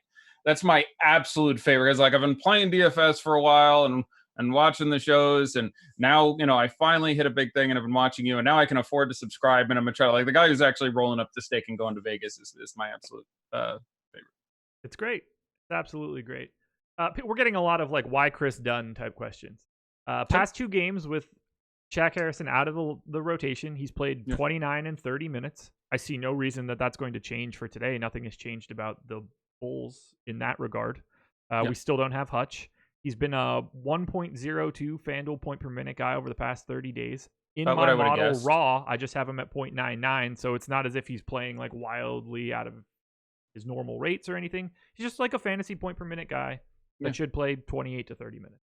And I again, I'm particularly fond of this spot against Memphis. I like him playing off guard a little bit more. I like his ability to pick up lots of steals and turnover series. Another guy who can really enhance his line that way. And it's just, at the end of the day, it's just a price thing. I'm at 30 minutes and 33 fantasy points. Like every day, it checks all the boxes for me. So, and the ownership is very tolerable if it's going to sit around 20%. So yeah, I don't know if I was playing, if I'd get to your 4.5 times the field, 80 some odd percent exposure, but I'd get well on top of 20. Just feels very good. And the positions on both sides, the multi-positional eligibility where they already made him small forward eligible on DK, FanDuel at 47. Although that value point guard spot on FanDuel, there's a lot of interesting options to look at. But he just prices out a little bit better, and the ownership isn't usury. So I'm excited. I will say all right, so I want to talk about Utah. Can we talk about the Jazz? We can absolutely do it. Once I let you know that our friend of the program, Dave from Slack, $4.99 super chat, dog treats for Boban. Okay. That's I don't get that $4.99, which, by the way, I don't know if you support this, we should take all the super chat money, break it up, Christmas bonuses for the content team. That's my idea if you're listening, Tom. Okay. So I haven't talked to anybody about this yet, but they are all going to us. And they are being proportioned out to everyone. I swear to God, I had no idea. Look at that. Yeah. Great minds think alike. It's going to be quarterly. Who gives a crap? I didn't assume I'd ever see a penny. That's incredibly generous. I'm going to pass mine on to charity, actually, because that is unexpected money. And I love it when you guys kick money in. But I've always been a bigger fan of when someone wins and is like, hey, what's your PayPal? I direct them to it. So I'm going to take mine in immediately. But I'll crowdsource where it gets donated to. So my chunk is... that's brilliant. Bravo, everyone. And thank you guys for your continual generosity. And thank you for Tom for doing not a necessary thing and a very kind thing. So there are our betters, our higher ups, our superiors, sharing the love, paying it forward, kissing the donkey. You want to talk Utah Jazz? I don't see why that would be a problem. One Emmanuel Mudiay is the aggressive chalk on DraftKings today. And I get it, but that's scary. Yeah, that's stupid. Like I'll go as far as stupid. Like here's the thing that everyone I think is missing, with the exception of the possibility of Rondo getting lots of time, which does sort of put a hole in the armor, if you will. This is not a spot I'm trying to target dudes. Like the Lakers defense is extremely legitimate, and it's Emmanuel Mudiay. So this isn't even aggressive Corey Joseph chalk in a very good matchup. This isn't, there's been a number of super chalk guys who maybe weren't the most talented fantasy players and maybe had uncertain fantasy minutes, but they were in really solid matchups. So it's like, I can see this guy going the heck off. How many ways can we list that this Mudiay play goes wrong? Like, obviously he costs nothing. I can't argue with the fact he costs nothing. Yes, a guy who is chalky who costs nothing is better than a guy who's chalky who costs double nothing. But like, he can just be bad. Like, let's assume he gets the start, which I'll give him 50-50 that he gets the start. I think he is the most likely starting scenario. I think Joe Ingles starting is a very real possibility. I think Dante Exum starting is certainly not impossible. Yeah. But let's assume he starts. Let's assume he gets, I think 24 minutes would be a little ambitious for him as a starter with how they've run this team for a number of years, with the exception of Royce fill-in starts back in the day. They really tended to load up on him because he was a brilliant Quinn Snyder guy where he just does literally everything he wants to do. He passes the ball well and plays good defense. We'd leave him out there forever. Moutier is not this. Yeah. You said 22 minutes was your expectation? No, I said, let's say he gets 24. Okay. I currently have him projected for 18. That is the number I've put in there, which is the average number of minutes I think he plays tonight, with a 5 to 10% chance of 0 and some chance of 24, 26, 28. I'm not shocked if Royce starts and Dante Exum backs him up and they went, yeah, we just went that way. Like, they played him 5 minutes. Like, the number of ways this looks bad to me is it's a really bad matchup. I'm not sure he starts. I'm not sure he plays. I think that when he plays, he becomes the number, I'll be generous, 4 option on offense, but it's probably 5. Donovan Mitchell tends to get more industry and run the offense a ton more. Joe Ingles, the reason that Ingles has become much less of a fantasy factor this year than the year past and the year before was he was running the offense significant periods of the time. Now with the staggering, and it's basically either Conley, who has not missed a game this year, or Donovan Mitchell are running the offense the whole time, and he just stands in the corner a lot. And he still picks up some defensive stats, and I'm a big Joe Ingles fan. But Joe Ingles, especially FanDuel, small forward, 4,500. I'm a pretty big Jinglin' Joe fan. So I was in the middle of listing the ways Moutier can bust, but he can not play enough, not play well. It's like I get it. Again, it's one of those things where, if 20%, yeah, that feels about right. He is super, super chalk. Clearly, there could be enough minutes, something great could come out. But if we're saying that, would you agree with me that more than 24 minutes is an extreme unlikelihood? Like, I would give... I wouldn't say more extreme, but I would be surprised by it. Right. So we'll say a 1 in 5 chance? That works for me. Okay, so we'll say that. So there's an 80% chance he doesn't get more than 24 minutes. How many fantasy points does Emmanuel Moutier score in 24 minutes, which we're saying is probably greater than an average projection? I think that number against the Lakers is like 18 on average, 19. I mean, look at his PPM. You might have him up to 20, but with the matchup, I think it would be 18 or 19. So we're projecting him for 18 or 19. Like, I know he's really cheap, but for me in GPPs, I want some reasonable shot dude hits 30, and I know you have this all busted in there. What are your chances of him getting 30 or 35, whichever quartile you have it at? I imagine it's in that 10% range again. And I'm checking it out right now. Okay. The hell is that referencing? Someone's VLOOKUP is getting squirrely. Oh, now I got it. Sorry. I moved something onto a different sheet, so I had everything in one spot. Okay, so if we say goal is 30 fantasy points, sure, I have the odds at 15%. Okay. Intuitively, to me, that feels a bit high, but an intuitive feel of 10 versus 15% is a I have him in for 22 thing. Minutes as well in that assumption. So okay, and I had him projected for less. So if my average project 22 to me feels high.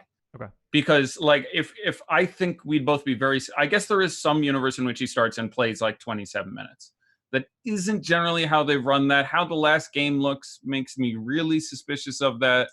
But I guess that if that is looked at as a real possibility, that would obviously drag that number up a little bit higher. But anyhow, yes, to me, 40 some odd % is crazy. I would almost rather play him in cash as sort of a cost saver. I can see just being like, he'll be popular, ergo he can't hurt me too much.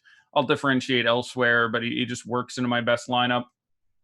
Okay, of the 3 X's in cash, it's really difficult to fully advocate for Check Diallo. I think in cash, I would probably rather play Cam Reddish. I'm not super excited about playing Cam Reddish, but he's $200 more. I think he's $3,400 on DK. I would have him projected for like 26, 27 minutes. Again, Crab is out. Quarter is back, but he's going to be limited. Matchup with Brooklyn is well superior to matchup with Lakers. So I would honestly probably rather play Cam Reddish if you forced me to play one of those two guys in cash. But ideally, I would come up with a lineup that avoids them both. And I think you can. The other thing that, I want to mention is it's a 10-game slate. There's a lot of dudes out there. So for it to make sense to play, to me, a risky $3,200 player, there needs to be a real slate of super ideal 7 other guys in this case that requires me to make that spot. And I just feel like more frequently I'd be like, okay, I will take one of my great 8K plays and turn him into a 7K play and play a $4,200, $4,400 value guy who is not very possibly going to bust me. But again, it's a GPP lineup. You need your guys who all hit an upside, usually, especially on a 10-game slate. So I'm saying that I want to take a 45% owned Emmanuel Mudiay with the assumption that he's going to hit an upside game for me as the number 4 or 5 option on offense against the Lakers. That just doesn't compute in my head. But again, obviously he's so cheap. The upside is he doesn't need to do a ton, but yes, that's another guy I would come in well under on. I don't know if I'd quite be at 0 at 40-something% ownership. That's not terribly egregious, but I'd be under that number regardless. Okay. Well, we got a small super chat from...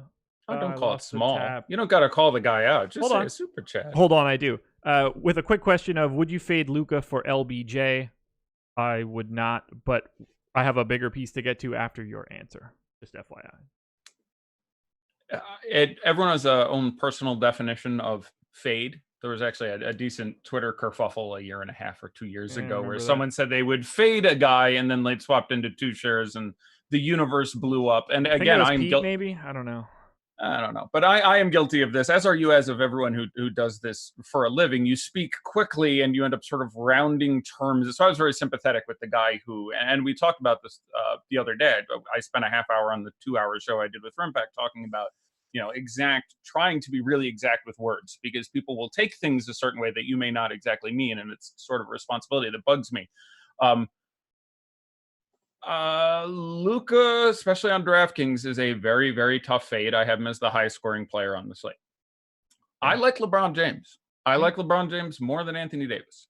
I have watched a fair amount of the relevant matchups here, and I actually kind of like LeBron at single-digit ownership in this spot. I would be over on LeBron. So I like LeBron.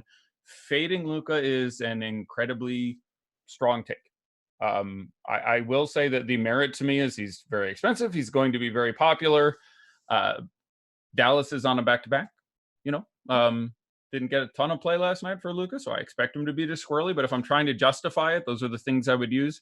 I don't think I would try to do it. So I like playing LeBron. I like playing more LeBron than I think the field will play. Using it as justification for fading Luka, I don't think is an apples for apples corollary, or B, necessarily something I'd want to do. So that's my best answer. We also got another super chat, and it's a doozy. Oh, so it was a euphemistically small one. Yes. Weston Selman, friend of the program, always in chat, always in Slack. Thank you for your service. $200. Is that a new high? That is the new individual one-shot high. We have received more in aggregate from a particular person. That is the most in one shot. Now that I know I'm getting 6.5% of this, you guys feel free to keep competing with each other. If it helps, you're technically probably getting more than that. But well, there we go. Yeah, how is it? Is it done by age? Because I'm the oldest and I have kids. So do it anyway. Not that it matters, but viewership. Really? Wow. Oh, now people are going to get bloodthirsty. Watch our show. I need that extra 17-cent share of the. Anyway, it reminds me of tipping the dealers in the casino games as opposed to the poker room. Because when you tip the dealer in the poker room, most casinos, they get that. They pocket that. You give the dealer $10, they get the $10. You tip a dealer at the blackjack table, it gets split among all the house dealers. Yeah. So I'm always like, wow, I just had a great night of blackjack. I just cleared a lot of money. Thank you. I'm going to give you and 605 of your closest friends 80 cents a piece. Always feels weird to me. So I hear you. Came to mind. Thank you, by the way. That's very generous, by the way. I don't mean. Yeah. I hate losing minutes on the show. I think we should have a super chat competition every day at 7:01. Ready? Everybody donate, and that'd be great because we'd get through all the work first. But I hear you. That one, it was a jaw dropper. Yeah. No, that's if that's what it looks like, we'll stop for you. That's for sure. Yes. When the third digit hits. that gets my attention. Hell yeah. Okay, so let's take a look further at some of the ownership numbers.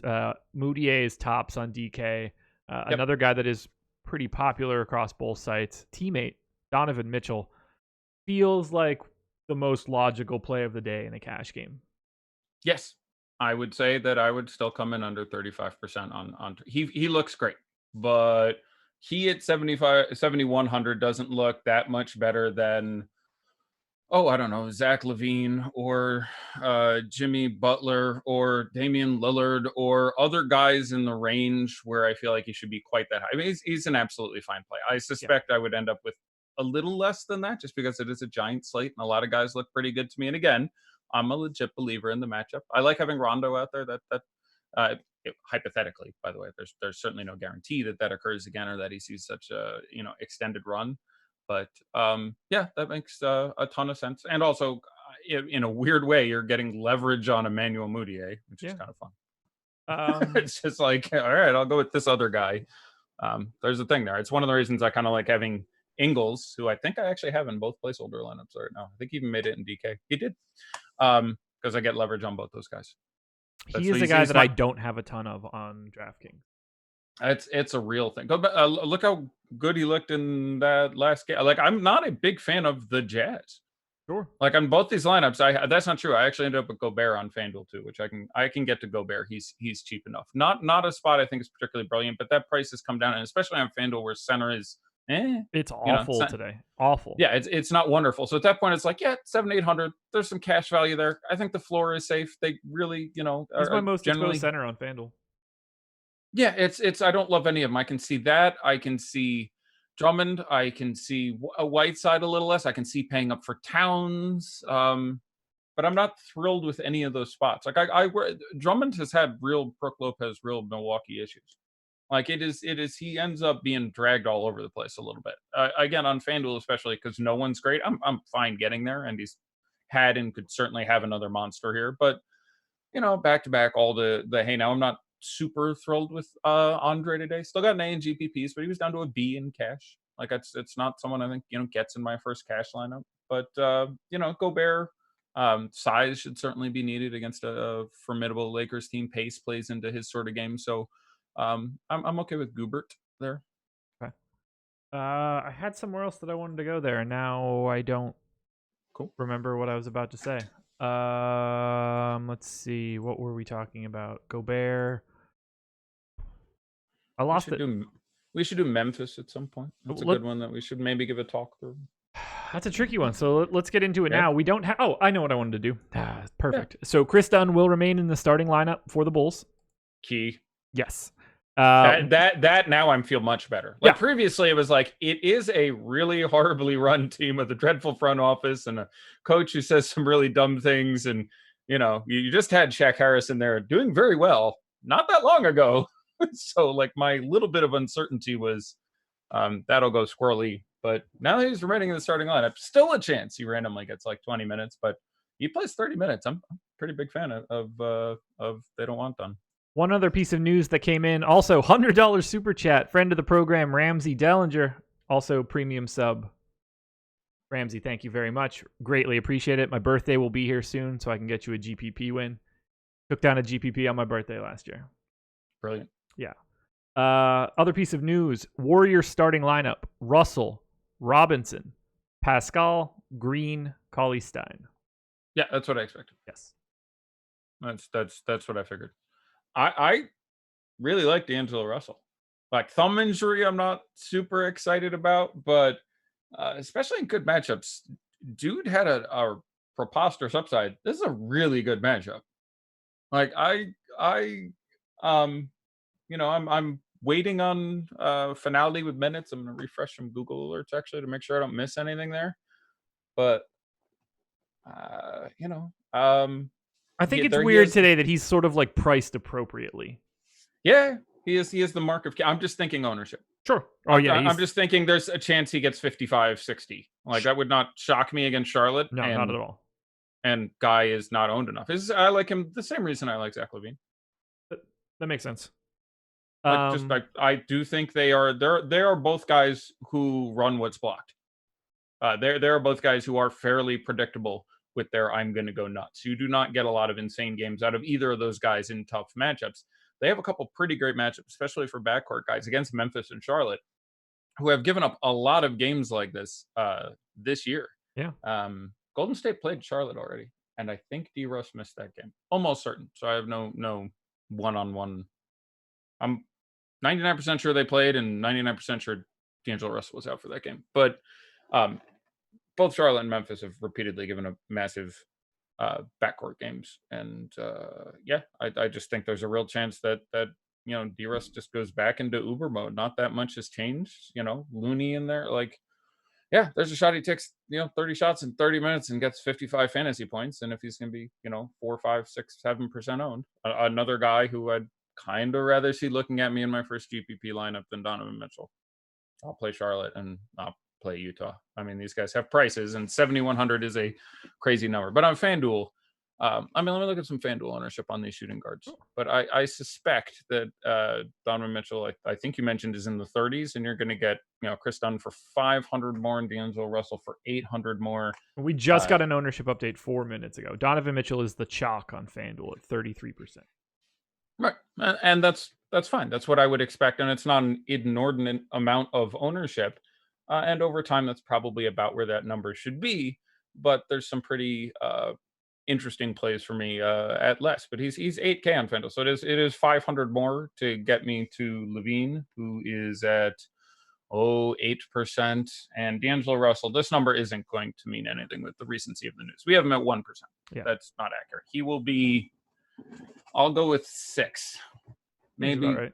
8, but he's going to be in there. And I would rather do that.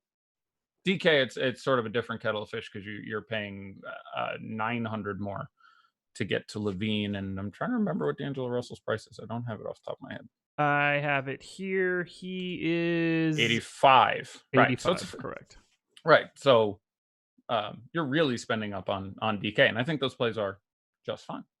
But you wanted to touch on Memphis. Best of luck on that one. Who the hell knows? Tyus Jones looks pretty damn good on FanDuel regardless.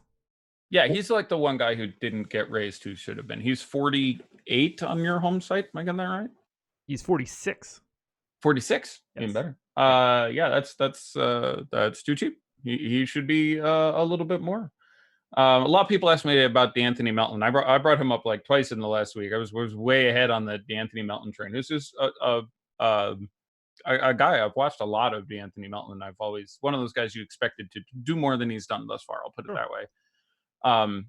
But 3K 1% owned DeAnthony Melton was sort of a pocket project of mine. Now 4,500 5K 10-12% owned DeAnthony Melton is fine, but he still doesn't like point per dollar match with Tyus Jones, who isn't going to be that owned himself. So I'm a little more excited to play certainly on FanDuel Tyus than DeAnthony. We got a couple little ones in. How do you guys feel about Diallo for DK Cash? Eek. Oh, that's from Mr. Need That. We got one from El Negro Loco that just said, I feel like being cheap. Wiggins basically unowned. DK 7.8. Any upside? And then another one, can you touch on Tyus Jones, which we just did. So Diallo, Cash, and how do you feel about Wiggins? Diallo Cash is a tough sell for me. Diallo Cash is a tough sell for me. I do think I have him for 20 minutes. Same. Okay. So good. I don't want it. Like if I had $3,600 less and you're now telling me I can have Diallo, Reddish, or Moutier. In cash, I probably swallow it and play Moutier and feel bad about myself. I don't want to. Right. We're not trying to win a 50-50. Right, exactly. All three of them are pretty close at that point. In cash, I generally don't think I want to be playing Check Diallo. So I guess I'll just give it the no and move on. That's too much time as it is. Wiggins. Probably still going there. They're still starting Culver. So I would have him pretty. I don't think exposure to Wiggins is wrong. I don't want it with Towns in general. I'm more anti-game stackery than pro-game stackery the larger the slate gets. And So I'm generally targeting opposite teams than same teams. There's sort of a flow there as it gets towards fewer games. And I generally would have him behind, by any projection standpoint, Butler, which is an interesting conversation piece, or Donovan Mitchell, or I would rather play Zach LaVine, or probably even D'Angelo Russell at this point. So if I saw you had some Wiggins, I wouldn't object to it. But I do think that he's going to normalize a little bit more, and that price is a little high for him. So, if he was 1, 2, 3% owned and you had 6, 7, 8, I'd be like, oh, that feels pretty good. But I imagine he's, in that 5% range, and that feels about right for me. So I don't suppose I have a strong take there. It's a really weird competitive night, and it's a big enough slate that there are guys I just project better by several points that just aren't that owned themselves when you have just that whole Damian Lillard, Zach LaVine, et cetera tier. It's really hard to pull Wiggins out of that. So that would be, of all the guys who I think have upside and are pivots to chalkier plays, he's one of the later ones I would get to, but I would want a non-zero amount, and I don't think it's crazy to have some. Yeah, but he's at 5% on both sides. Really? That was my guess. That feels yeah, and that feels about right. But I generally prefer to get to the other guys we've mentioned in the high single digits. If I can come up with a few $100s extra, which you would be required to. I agree. Perfect opportunity. We've got about 24 minutes to go, guys. Hit the like button, subscribe to the channel, hit the notification bell, go check out Fantasy Draft. Do all of these good things. Use the promo code LiveBeforeLock when signing up at awesemo.com/join. Get 50% off your first month with us. What else do we need to touch on? I'm looking at ownership right now. What do you think of Chalk Frank Kaminsky on FanDuel and or Chalk Taurean Prince on FanDuel?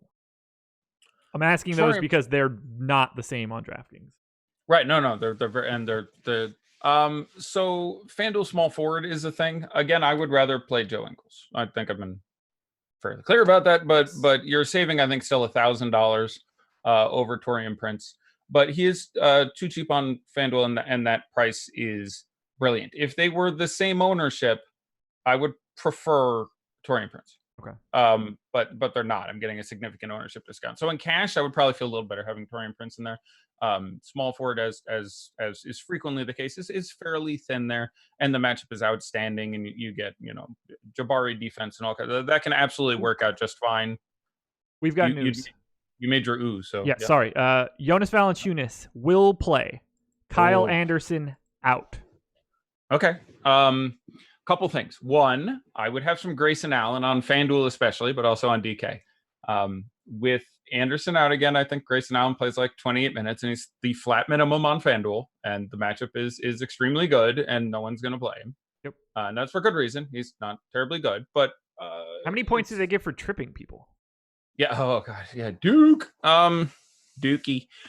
But I think I ran it with, that's exactly what I thought was going to happen. I thought you'd get Jay Allen and Kyle Anderson out. So that's what I ran it with. And I had him at 28 minutes and 21 odd fantasy points. And that's just fine for 3,500. Obviously better on FanDuel, where he's literally the floor, but that's a piece of value. I'm kind of interested in getting a little of, and again, no one will have it. And minimum on FanDuel is always nice. So I'd get some Grayson Allen. I'd get some Jonas Valanciunas. Yep. If he plays his full game, like it's an above average spot for him. Not Luke one as far Kennard as out as well. Okay, that does less for me. I assume Blake is in. There were several guys today who could have caught a rest, but I don't. Do we officially have Pistons lineup? Blake is in. We do, and it's a doozy. Brown, Svi, Snell, Griffin, Drummond. I ranked him. I don't have to change a goddamn thing. Yeah, I didn't mind McKay Luke. That's very interesting. There's your better value cash play, by the way. Now, okay. Milwaukee plays nice and fast. I think Svi was also 3,200 in cash and GPPs. I would start offloading some. I'm not my massive fan of McKay Luke here, but they're going to play him 30 minutes. Yeah, dude's going to play 30 minutes, and so that's. I would turn all sorts of Cam Reddish and whatever the hell into Svi Mikhailiuk at this point. The pace is great. It's his game is actually something that the Bucks have proven to be susceptible to the 3-quarter threes that he puts up and everything. So I'm a pretty big fan of Svi Mikhailiuk at this point, especially with 20 minutes. I would have liked 10, but I'll take 20. So I would turn most of my Reddish and most of whatever Emmanuel Mudiay I had into Mikhailiuk at this point. Okay. He's just a better play for me in cash and tournaments, unless somehow his ownership exceeds Mudiay's, which I find very unlikely. Bruce Brown's minutes, something I need to dig into. 26. That's what I had him in before. Mm-hmm.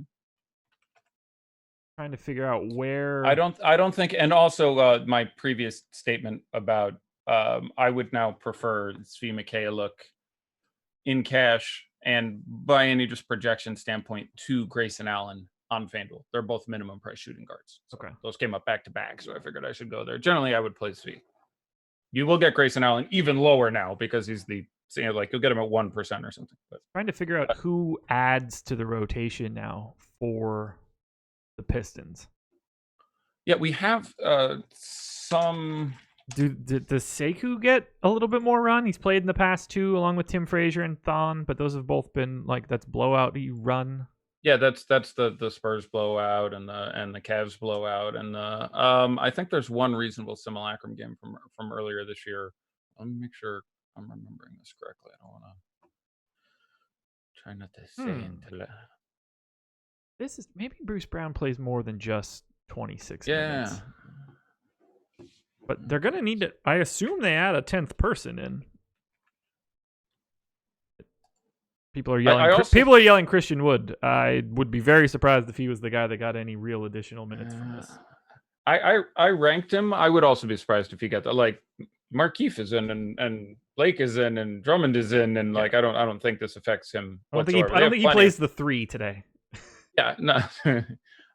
But it's worth pointing out that they're on a back-to-back. The Bucks may very well just beat the living crap out of them. So I hate to tell you, but I don't mind Christian Wood today. Like you will not frequently get that thing. There's plenty of other safer plays, but we're one game removed from insane Christian Wood game. So he can do naughty things in a very limited period of time, and against especially the blowout team.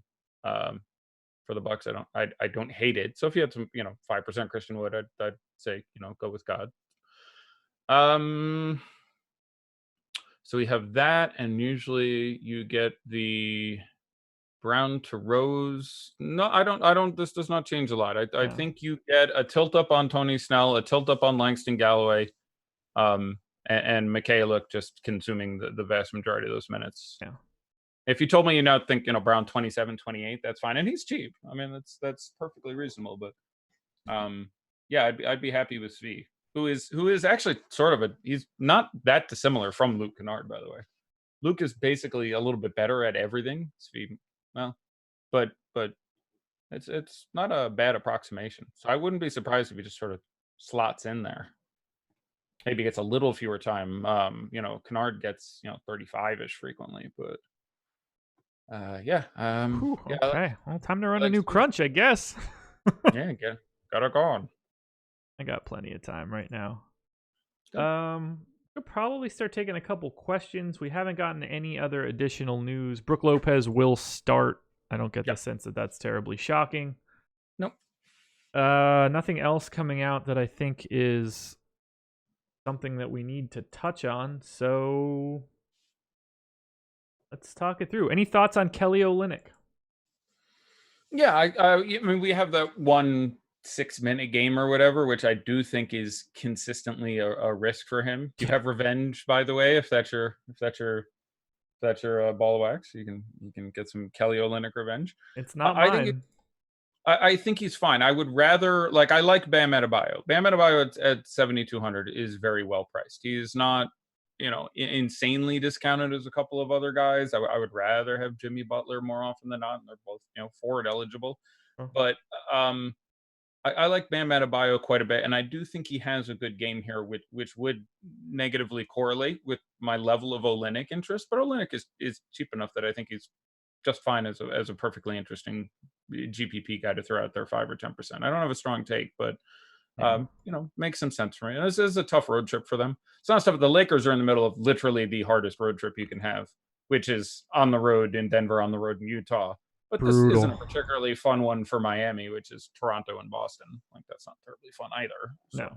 No, it's just Not only are they both tough games, but you also get the altitude issues, which is not going to be helpful. No, that's that. Yeah, it's not obvious, and people don't associate that quite as much with Utah. But Utah is, half a mile up or whatever. I mean, it's not full Denver, full Mexico City, rough on you, but it's rough on you. I'd like to get some. Do we have confirmation Kristaps is playing? Because I just heard both sides of that. Let me go back and look myself. I've never seen anything that he wasn't. Bucks will start Bledsoe, Matthews, Middleton, Giannis, Brook Lopez. That is not really anything that. Yeah, that's as expected. Yes. Well, I mean, Kristaps, it's back to back. Dude only played 18 minutes, but I think we know by now. Okay. I hope that we know by now. I'm just waiting to see it exactly, but yeah, I would hope so too. But I'm not, etched in stone with it. So I was just wondering if we had gotten it etched in stone. It has not been etched in stone to my knowledge. Okay. I'd probably write it in pencil. Okay, that's fair. I think writing it in pencil is a perfectly reasonable take there. Yeah, I'm still getting more Memphis questions here. I'm not super Solomon Hill guy, especially with J-Val and you needed Jovel out for that one. Yeah, some minutes trickle down the other way a little bit, but I'd have him now playing 15, 18 minutes. I think was my rotation if it went this way. So not exactly a good per minute guy either. No, and he's a great defensive guy. Glad when they randomly waived him, I think on New Orleans, and then suffered one injury and totally tanked their season a couple of years ago where they just totally disrespected him. He's a hard-nosed guy. I like the way he plays defense, but he just happened to be a free agent at the perfect time. Yeah, that's true. He was part of that wonderful class. He is. He got paid. Part of the Sour 16s. Yeah, they did good. Let's see. Bembry or Svi for FanDuel cash? Again, they're not same price or what have you, but I would rather play Svi than Bembry. Bembry is fine. Again, you have guys coming in, guys going out there. The minutes allocation should be about the same, but when he's not getting point guard responsibilities and he's getting none here, I generally am reasonably disinterested. He can always get a reasonable game where he pulls down, steals, block, rebounds. He contributes in a lot of ways, but I want him handling the ball more, and I don't have any reason to expect that there. I would rather play. You can't play Porter because the minutes aren't there, but he doesn't profile that differently from Cam Reddish. He's better than Cam Reddish, but not so much better that it's worth spending, an extra $1,500 or what have you. So I would rather play Svi. Let's see what else we've got here. Bam or J-Val? J-Val in tournaments. I like Bam just fine, but he's a bit more of a cashy play. I can see him running this matchup into a very good game for himself, but J-Val can very easily drop 50. And again, the price is up, but he's not going to be owned. He has the mark of Kane. I'm a fan of another reason I like playing D'Angelo Russell. He's got the mark of Kane. There's just a subconscious, when not inadvertent. Well, this guy's got some people's eyes actually literally scroll past. Yeah, they're I'm picking a shooting guard, and they just skip the Q's, O's, whatever. They just go, that guy has a letter. Yeah, skip the heck past him. So they absolutely do. Towns or AD, DK cash? Neither. I don't want either. Yeah. But if you're telling me I have to play one of them in my cash lineup, I would play Towns. If you're telling me one of them has to be in my cash line, obviously the pricing is different. There's a grand extra for Towns, but I would rather play Towns in cash than Anthony Davis in cash, given those options. Okay. Let's bump that up a little bit. Let's see what Porzingis or Bam in a DK GPP.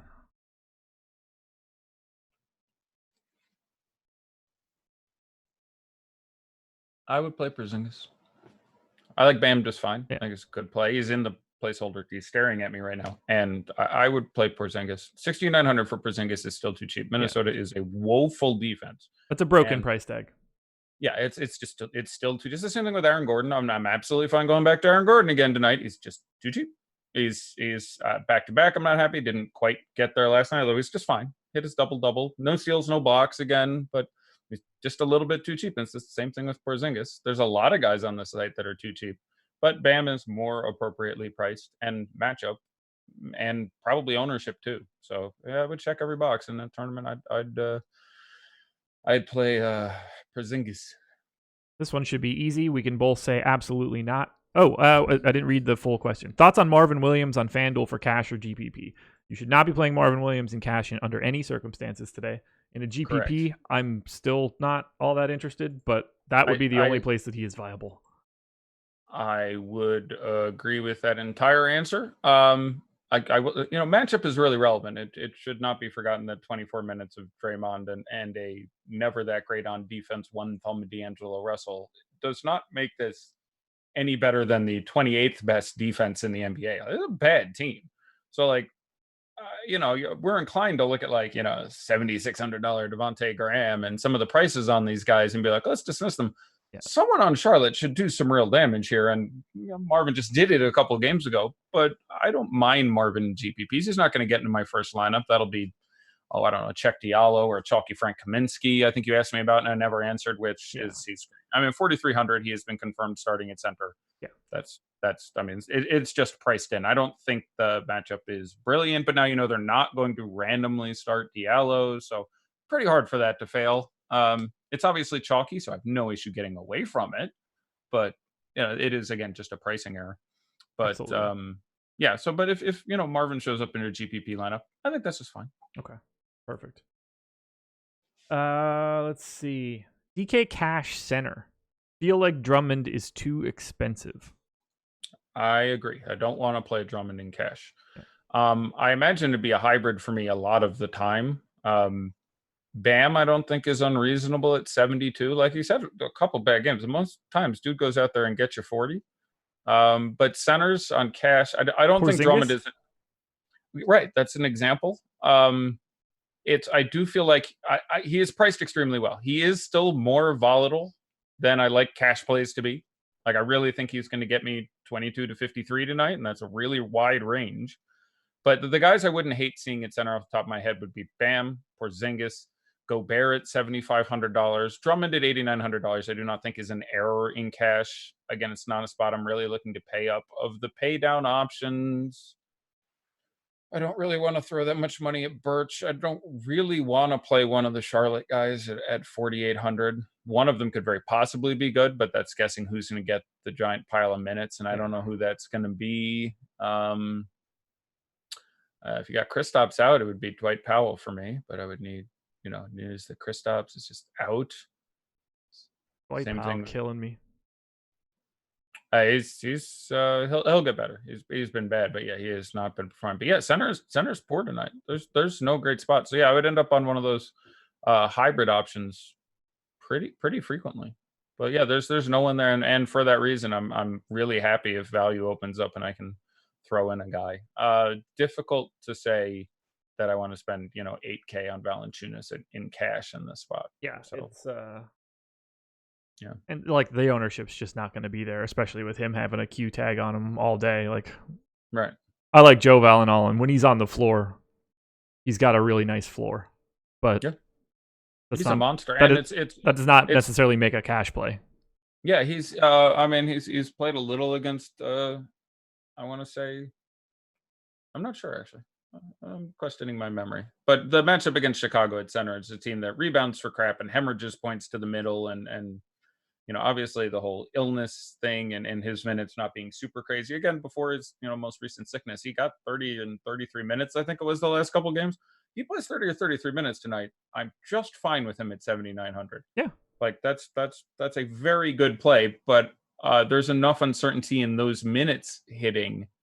Not a giant one. I'd give 75% chance he gets there, but that's still 25% chance that I'm regretting the play, and that's a lot of extra assumed risk to take versus like I know Gobert is going to get there. Sabonis would be another cash center. That just came to mind. Yeah, I would not hate Sabonis if he ended up being your center. He's really consistent dude. But yeah, cash center. Hoping a spend down option opens up for you. We were just getting the question of what illness did he have? That would be chlamydia. I think I think he had the croup. It's what it was Venezuelan beaver fever. Yeah, it got asbestos poisoning. I don't know. I'm running out of weird things to say. Yeah. He might have had a Fournier. Oh. I could throw topical, throw up on my microphone. Topical and disgusting. How about that? Prince or Aaron Gordon in a DK GPP? I would play Aaron Gordon. I'm I would fine agree. if you would play Taurean Prince, but I would play Aaron Gordon. It's I swear 3 or 4 more games. These Orlando guys are going to be priced appropriately. Do you have any interest in the Lakers centers? Yes. It would be JaVale for me if I'm going with one of those two guys. But I think they're both reasonable. The price is low enough. I don't think this is a time that they're going to go particularly small a lot. I don't think Anthony Davis wants any of that smoke. So I think he spends most of his time at the 4. So I'm fine with ending up on them. But the matchup is bad enough that even with the whole back-to-back minutes limiting thing, I don't think we can manufacture JaVale McGee night 2.0. So not something I'm super interested in. But yeah, in 150 lineups, I'd have 2 JaVales and a Dwight Howard. Okay. Kristaps Porzingis will play and have his minutes monitored Wednesday. Yeah! So that is what I would like to call useless information. So normally you don't look, you're just like, go play, Kristaps. So welcome home. How did the game go? How many minutes did you play? 48. Well, we should have kept an eye on that. But okay. So Okay. I don't know what to do with any of that information. It's great to know that he's playing. I think that's about all we can. It does make me less interested. I would now be firmly disinterested in cash for the reason, that I would try to get elsewhere now. He's still fine to run out there in tournament. 6,900 is still too cheap, but having minutes monitored is not a positive development. No. It is more likely now that they are monitored in a bad way. So it could be a completely useless development. Yeah, I need to find a context, and I'm gonna see if I can find it and take a look at it real quick. Like I need to know who said that in which context. You know what you could do now, by the way? You know, it'd be really good for you. You could play some more Dwight Powell now. Oh, I had a lot yesterday that didn't go well. It hasn't gone well much of this year. No, he's been poo poo. I've specifically done a. Here we go. We have Porzingis context. So I just want to get this in for you. Rick Carlisle said he'll monitor Kristaps Porzingis minutes closely on his first back-to-back tonight, but there's no strict limit. He barely broke a sweat last night, Carlisle said, referring to Porzingis only playing 18 minutes in a win over the Pelicans. Who plays if Zinger sits? He's not even sitting. That's not even a question. He's playing. He plays. You would be very interested, or at least more interested, in Maxi Kleber and Dwight Powell. And if on a slate this big for some reason you liked my guy Dorian Finney-Smith, who did play 37 minutes last night and averaged a hot 0.3 fantasy points a minute or whatever, would all become a little more interesting. But now it sounds more likely, and yes, I'm looking at the same text. Okay. So yeah, I get there. At this point, I think I have to prefer Jabari Parker a little bit by any sort of raw sensibility. You're still saving $500. Blah, blah, blah. But I'm going in the full news tank mode here for the last couple minutes. If you happen to see anything that you want to talk about in the next 30 seconds, I am finishing you're uploading. Doing some work. I'm just uploading my DraftKings lineups, and we're on. I just got any thoughts on Rashawn Holmes. I think he is fine. I think it's a little better on FanDuel at that price. He's not someone I'm prioritizing. I would rather Bam. I would rather Zing. I would rather Jabari. There's other guys in that range I like a little bit more. He's very good, but so much of his production comes within 4 feet of the basket, and there's a giant shot blocking machine within 4 feet of the basket. I think he's just fine in tournaments. I think he's owned appropriately. So I'm thoroughly ambivalent, but not a matchup I'm specifically looking to jump up and down on his face. Okay. I am locked and loaded and ready to go. Although Duncan Robinson is starting for the Heat alongside Nunn, Butler, Adebayo, and Leonard. That was a while ago, but I hadn't heard it, so I'm reading it out real quick. I am probably making a gigantic mistake on FanDuel, and I didn't notice it until right now. What is it? Give me 1 second to see if I can fix it first. I'll give you 17 seconds. Is that all I've got? That's what you have. I'm not going to 13. I'm not going to get there in time. 11, 10, 9. No shot. No shot. No I can chance. stop. That's what you got. Well, I need Bogdan to play today. Ooh. Well, if it makes you feel better, I projected him in. We should have talked about Sacramento a little bit, though there wasn't anything. I didn't land on anything amazing. If I land on something amazing, I talk about it. But I had him 60-40 to play, so I don't know how that makes you feel. You're going to get him really low owned, and I really do not dislike him whatsoever on the spot. It's more, you can take stands on the Corey Joseph, more likely Yogi Ferrell, Harrison Barnes and Cash gets interesting, blah blah blah. But how much Bogdan Bogdanovic do you have? How much is too much? On this slate, 3%. That's too much? It depends. It's a really good spot. Like whenever your opponent's like, we're gonna play Melo 30 minutes. You're like, yes. I've missed on every injury so far this season. Nobody has been in for me.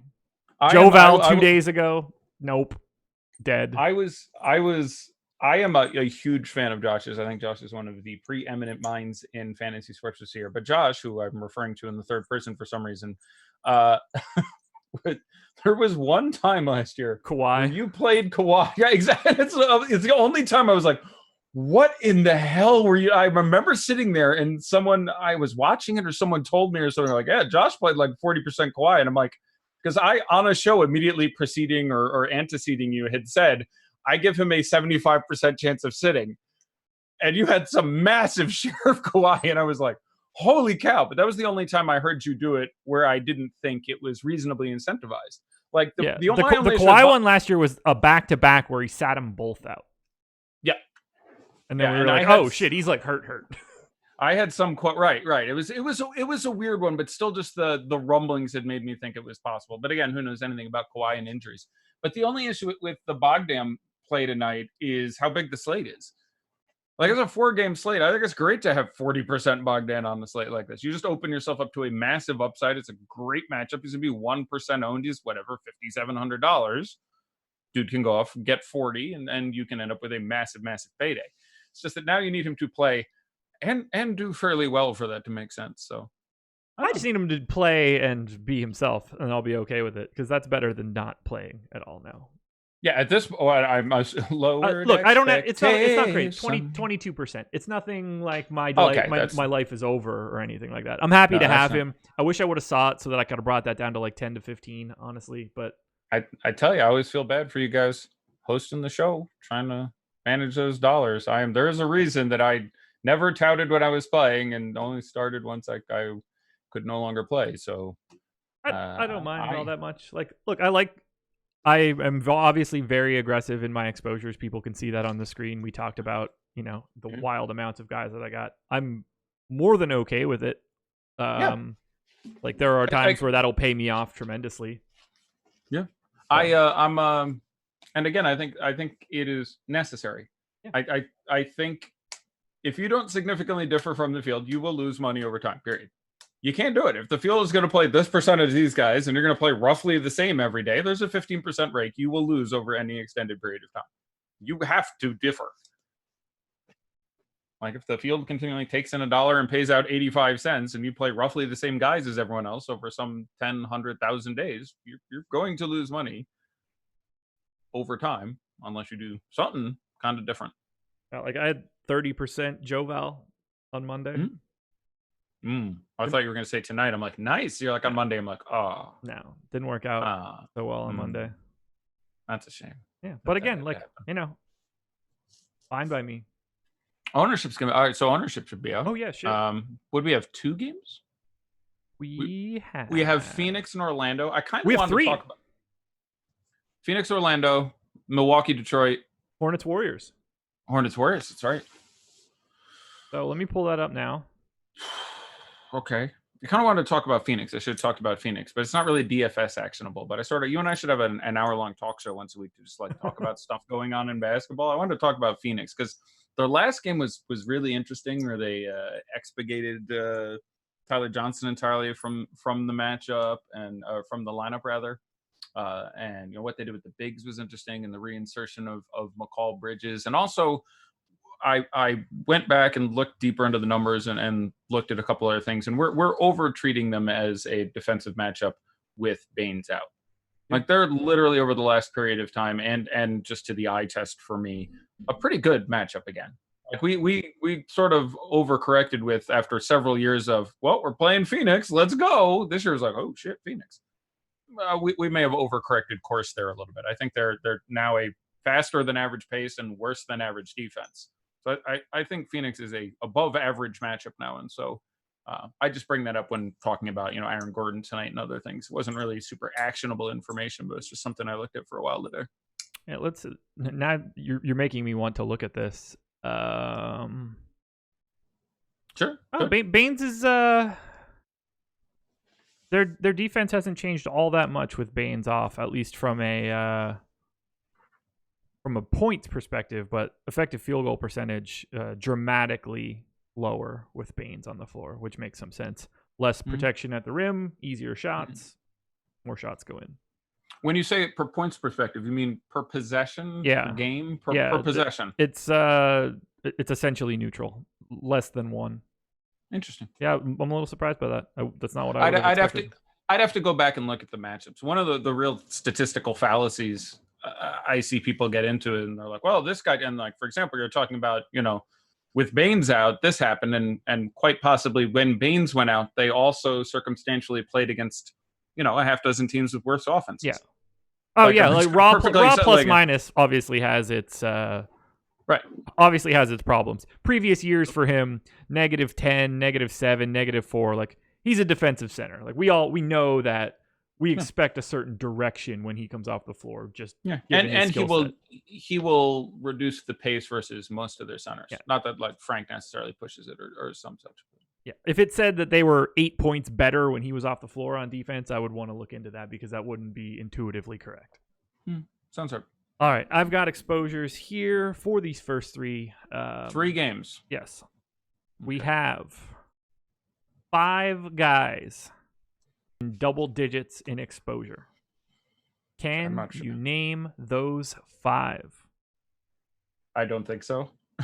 Just immediately, usually you say there's 8 guys, and I'm like, all right, I know. I'm going to tell you this much: one of these guys you will not get. I guarantee it. Unless you're like, I'm going to read off the rosters for these 6 teams right now.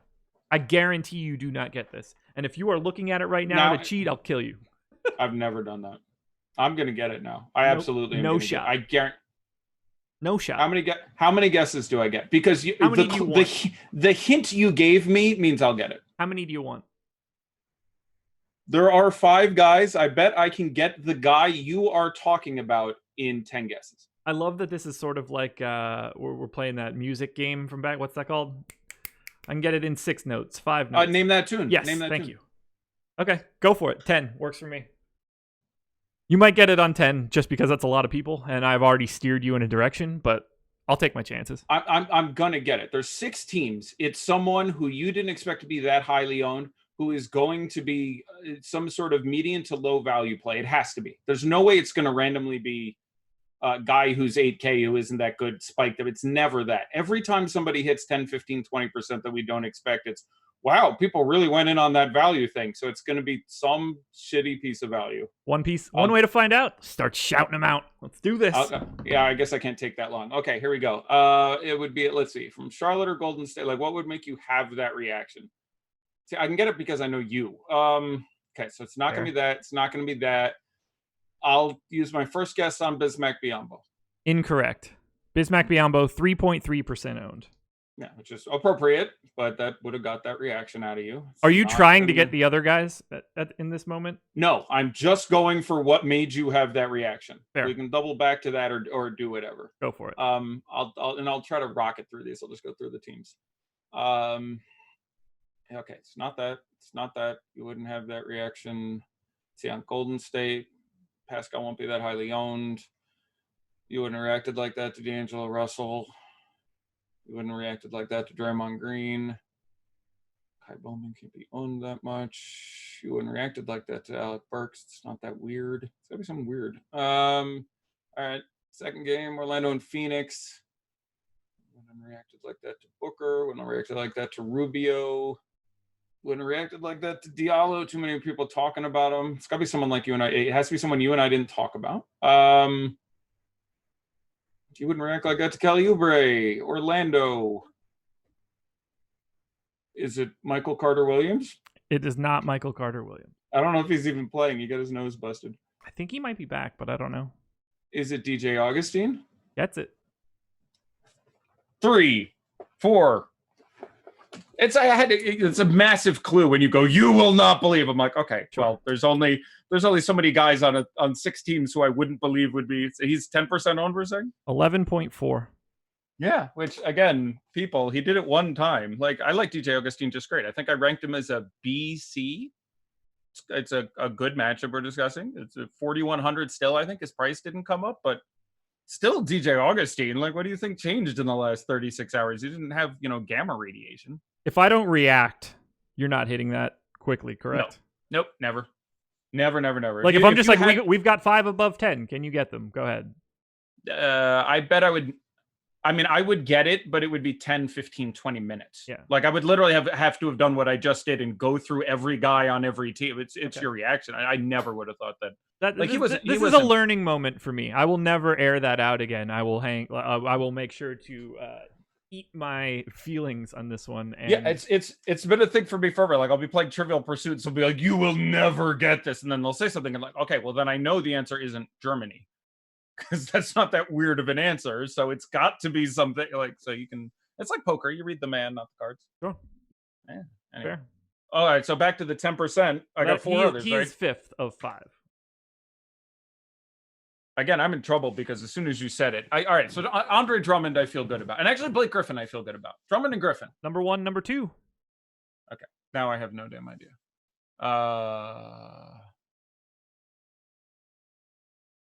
I can't see anyone getting there on Golden State.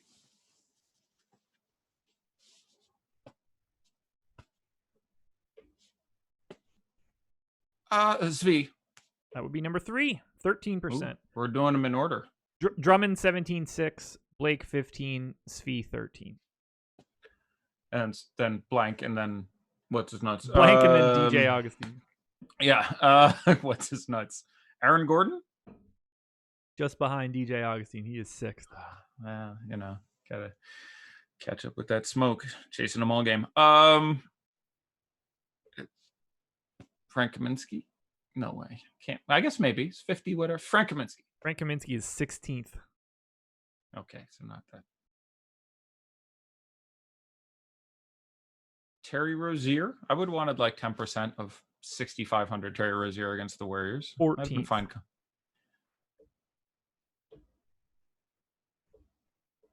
I can't admit. Giannis? I don't think so, but maybe got 10. 10th. 6% owned. I thought he would be slightly more owned than Bledsoe, who I thought would be slightly more owned than Middleton, but I'll say Bledsoe and Middleton for giving up sometime soon. Middleton is 8th. Bledsoe is... Really? Holy hell. Bledsoe is 23rd. He's like 1% and change then? 2.5. Just a hair ahead of Langston Galloway. He's like 6,200 on DK. Like, don't get me wrong. Whoa. Grant Williams will start in place of Marcus Smart. Oops. So they're going big. Okay, so they're going to push. Walker, Brown, Tatum, Williams, Tice. Yeah. Probably not going to go ahead and late swap for that one. Won't work. Not a great matchup. And Zvi has already started, so I guess that's not a thing.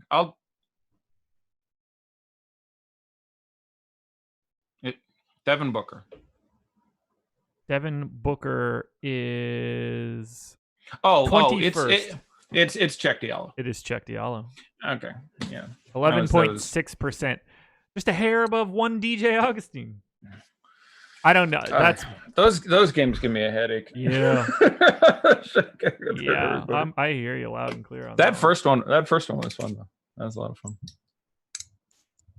That's so how are you relative exposed to those guys?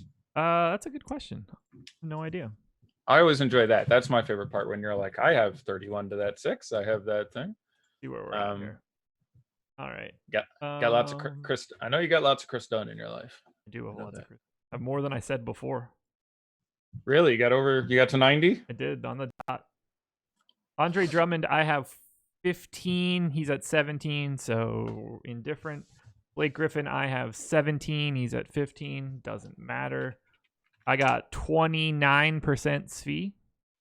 So that feels fine. I like that'll that. That's work about where I'd want. for me. Yeah. Yeah. Check Diallo. I have 10%. He's at 11.6. Works for me. DJ Augustine clearly don't have. I don't think it's. I mean, it's really cheap. I just Sure. but he is a very rare guy who has a better cash than GPP ranking for me. I mean, I've already got that- like no matter what we think of Moutier, I've already got Moutier, Chris Dunn, Svi. Like I've got plenty of dudes that aren't expensive at this point. So yeah, I just saw a chat and I saw that in chat. Moutier is a high point per minute player in line for increased minutes since Conley is out. Fade him if you want the play makes sense. I can't give you high point per minute player. I don't know what it is offhand, but it's not high. one. It's I have not a feeling high. it's 0.8, 0.9 maybe. I mean, that feels high. some My good- model has him at 0.93. He's been at 0.83 this season. Yeah. So I'll be nice and I'll give him he's been a 0.83. Yeah, that's right what I expect. I'll give him 0.8 in this matchup, which is probably optimistic. Okay, so how many minutes do you think he plays? Multiply that by 0.8. That's almost exactly what I ended up with as a projection, and that's plus 24 minutes was at 19.2. Would you say that he is the most? If we knew his minutes before the day started, that would be one of the most important pieces of information. That's a great. You can make a great game around that. Is like you may choose a player or I guess just if you could choose a player's minutes, I guess would be interesting. But it'd be interesting to expand it beyond that. Like you can choose because if I told you it was 28, we would smash Moutier. Yeah, at that point, I'd like him a little more in Zvi at that point. And then again at 28, that would project him out for 22.4 fantasy points, and that would feel just fine for 3,200. Yeah, right. That's fine. Okay. Absolutely. Let's see. At like 45%, yes, I would be just fine with that. I would probably be even a little over that at that point. That would feel really good. Let's see. Anybody else from these games that I have a ton of? Who's playing again? Detroit, Golden State. Yeah, Detroit, Golden State, Orlando, Charlotte, Phoenix, and Milwaukee. Milwaukee, which is Algonquin for the good land. I have 17% Aaron Gordon. He's at 9. I'm very happy to have that. Yeah, that's what I would do. I'm a fan. We agreed a lot today. I started with Chris Dunn, and you said I had 90%, and I'm like, well, that's not. I told you, man. Today's my day. Wednesdays, get that paper. No, that's there you go. It makes me wish. Get that paper Wednesdays. That could be our new tagline. 4% Devin Booker, which is essentially where he's at. So, 7% Fournier, which is right where he's at. 6% Oubre. He's only at 2. Not that either of those things matter, but I'd rather have the 6 than the 2, I guess. 9% Miles Bridges, and that's it. Rubio out, I would have been a big fan of smashing on Oubre. Yes. I think there's a real correlation there. But. That's it. I don't have DJ Augustine. I don't have Eric Bledsoe. I don't have Giannis. I don't have John Isaac. I don't have Ricky Rubio. No Giannis. Zero Giannis. It's interesting. I'm not wholly familiar with the subject matter of which I speak. Would have thought that with what I assume is some kind of variance programmed into your crunching, that he would have found his way into a couple spots, especially on FanDuel. In the 1,000 lineups that I crunched, he showed up in 6% of them. When I filtered to 150, he showed up in 0. 45% Luka. I mean, I have Luka projected for 61 and Giannis projected for 57, and given their prices, that I totally understand it. I just still figured that I know there's I'm the least knowledgeable fantasy cruncher person on staff here, so I'm just grasping at straws. But I would have thought that there was enough variance programmed in, or randomness, I think they call it, where you'd have still ended up with, I don't know, 1 Giannis per 8 Lukas or something. I don't know. I've been more aggressive with just like cutting ties and taking stands this season. So far, so good. We'll see how that continues. Yeah, very little Towns, very little Trae Young, a little bit of LeBron, a lot of AD. Okay, I'm fine with those. I like LeBron a little more than AD. It's been a Jazz thing for a little bit of a while here, and with Conley guessing how they D up, I kind of like LeBron's spot a little bit better. But, I'm thinking I got a lot more AD because of how gross center is. Can you share the placeholder lineups you built? Did I close them? Nope. I have them. Let me make sure I didn't touch them after 6, whatever the heck. So, on DraftKings, I had Damian Lillard, Cam Reddish, who would have become Svi Mikhailiuk, Cam Reddish, Chris Dunn, Jabari Parker, Bam Adebayo, Luka Doncic, Joe Ingles, and Dwight Powell, which clearly I was thinking that. I guess if we're limiting whatever, but that again wasn't something I curated during the show. But so I don't think Powell would have ended up there at the end. And on FanDuel, I had Tyus Jones, Chris Dunn, Zach LaVine, D'Angelo Russell, Joe Ingles, LeBron James, Jack Diallo. Oh my gosh.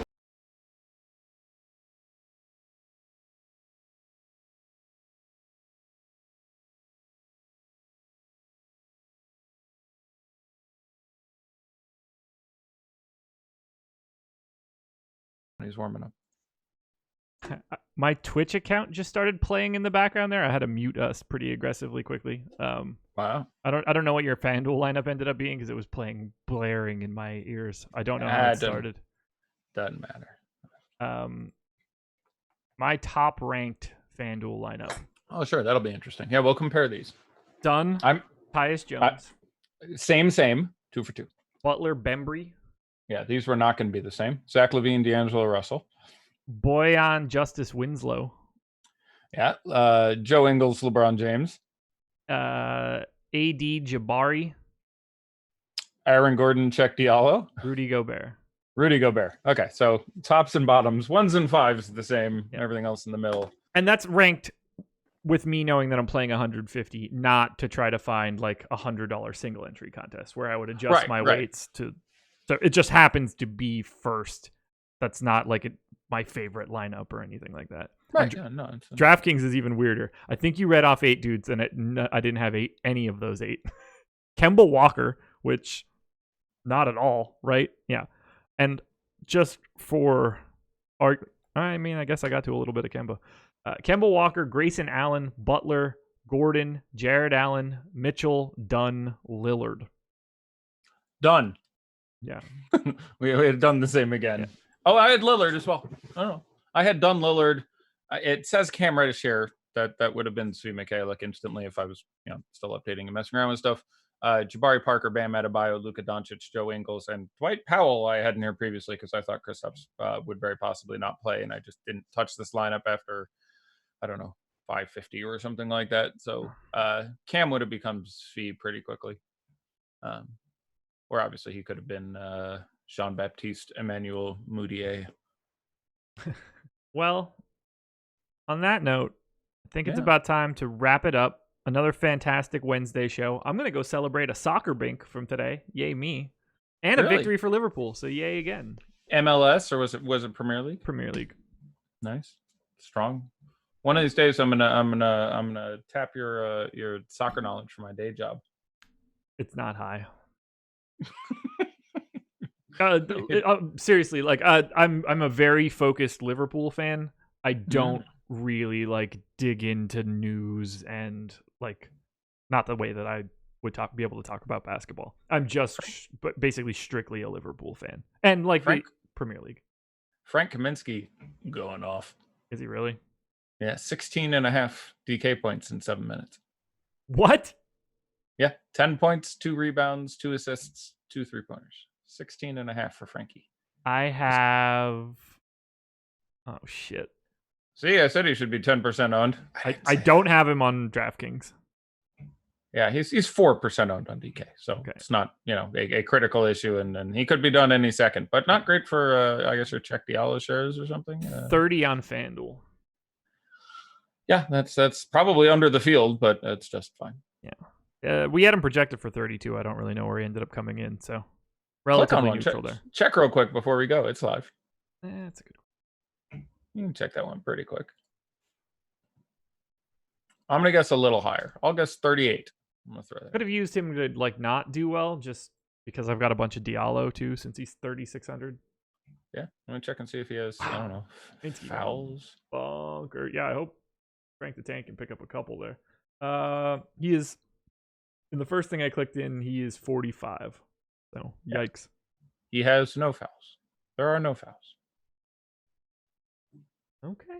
Barrett. Rubio has a foul. Oubre has a foul. Saric has a foul. Oh, he just committed a foul. Look at that. You just had to wish. Got to will that into existence. You said to exactly. If you will it, it is no dream. Brilliantly done there. Giannis with 7 and 3 already. Dude, gross. Yeah, he's sick. I always feel like I should have more. Like, you know what I'm saying? Like, I always get done and I'm just like, yeah, I don't have Giannis again. Really? He has 50 and 25 minutes, and then it's just like, oh, they're already up by 67. So. How much are they beating Detroit by right now? Oh my God, only 2. Yeah. Only 2. That's exciting news right there. Charlotte up on Golden State. No big news there. How's our Charlotte guys doing? We could just do it. We could do like a 4-hour show one of these nights and just talk through all the games and the rotations. We could stream one of the games in the background. That's probably hardly illegal, but it'd be fun. I just said who opened up porn on Live Before Lock. I didn't open up anything. An ad started playing for whatever was before Manny's show, I guess, that's happening right now. Really? Yeah. Mm-hmm. I bet Manny could get some good money accepting porn as advertisers. I still have it up. I had to pause it quick. Manny and chill. He's a good looking young man. Had to close it quickly. My wife liked Manny. It was a problem. Just saying. You can ask Manny about it. I don't like to talk about it. The nice gentleman in all of my interactions. Yeah, he's a really nice guy. I like all the DFS people I know. Yeah, I've met absolutely 0 people. So. Oh, well, I've never met a single person that works at our company. We should have a get together one of these days. I have one like every year. I go into Chicago and run out a bar or something. We all get together. You should find a way to come up sometime. We should have a what do you guys drink? White Claws, Red Claws, something Claws. I don't drink any of that. Yeah, okay. I drink Bang energy drinks. If I'm drinking anything, I'm drinking cognac. I'm probably going to be on a different level. Which? I drink a lot of Cavassier. Ooh, past the Cavassier. Yeah, a lot of the reason is because of that song. Yeah. It's also delicious. Like, I love it too, but I do like to be able to listen to the song while I do it. Why not? Yeah. I'm trying to remember cognac. What is cognac called when it's not from the cognac region of France? I have no idea. Is it brandy? Oh, then yes. There's several drinks that are like champagne is sparkling white wine from the Champagne region, and I think whiskey has to be from Tennessee. That's a weird one, but I think whiskey, if it's not from Tennessee, is called or Kentucky, or now I'm getting all confused. But it's sour mash. I think that's called sour mash, and I think cognac is brandy if it's not from the cognac region of France. That I believe is correct. And on that note, I gots to go. Wife is coming in after some travel. The dogs just heard her. They're scampering down the steps. It's about that time. Guys, hit the like button. Subscribe to the channel. Thank you for joining us on this lovely Wednesday. Best of luck to you. And go check out Fantasy Draft at fantasydraft.com. Promo code AWESOMO. Talk to you later.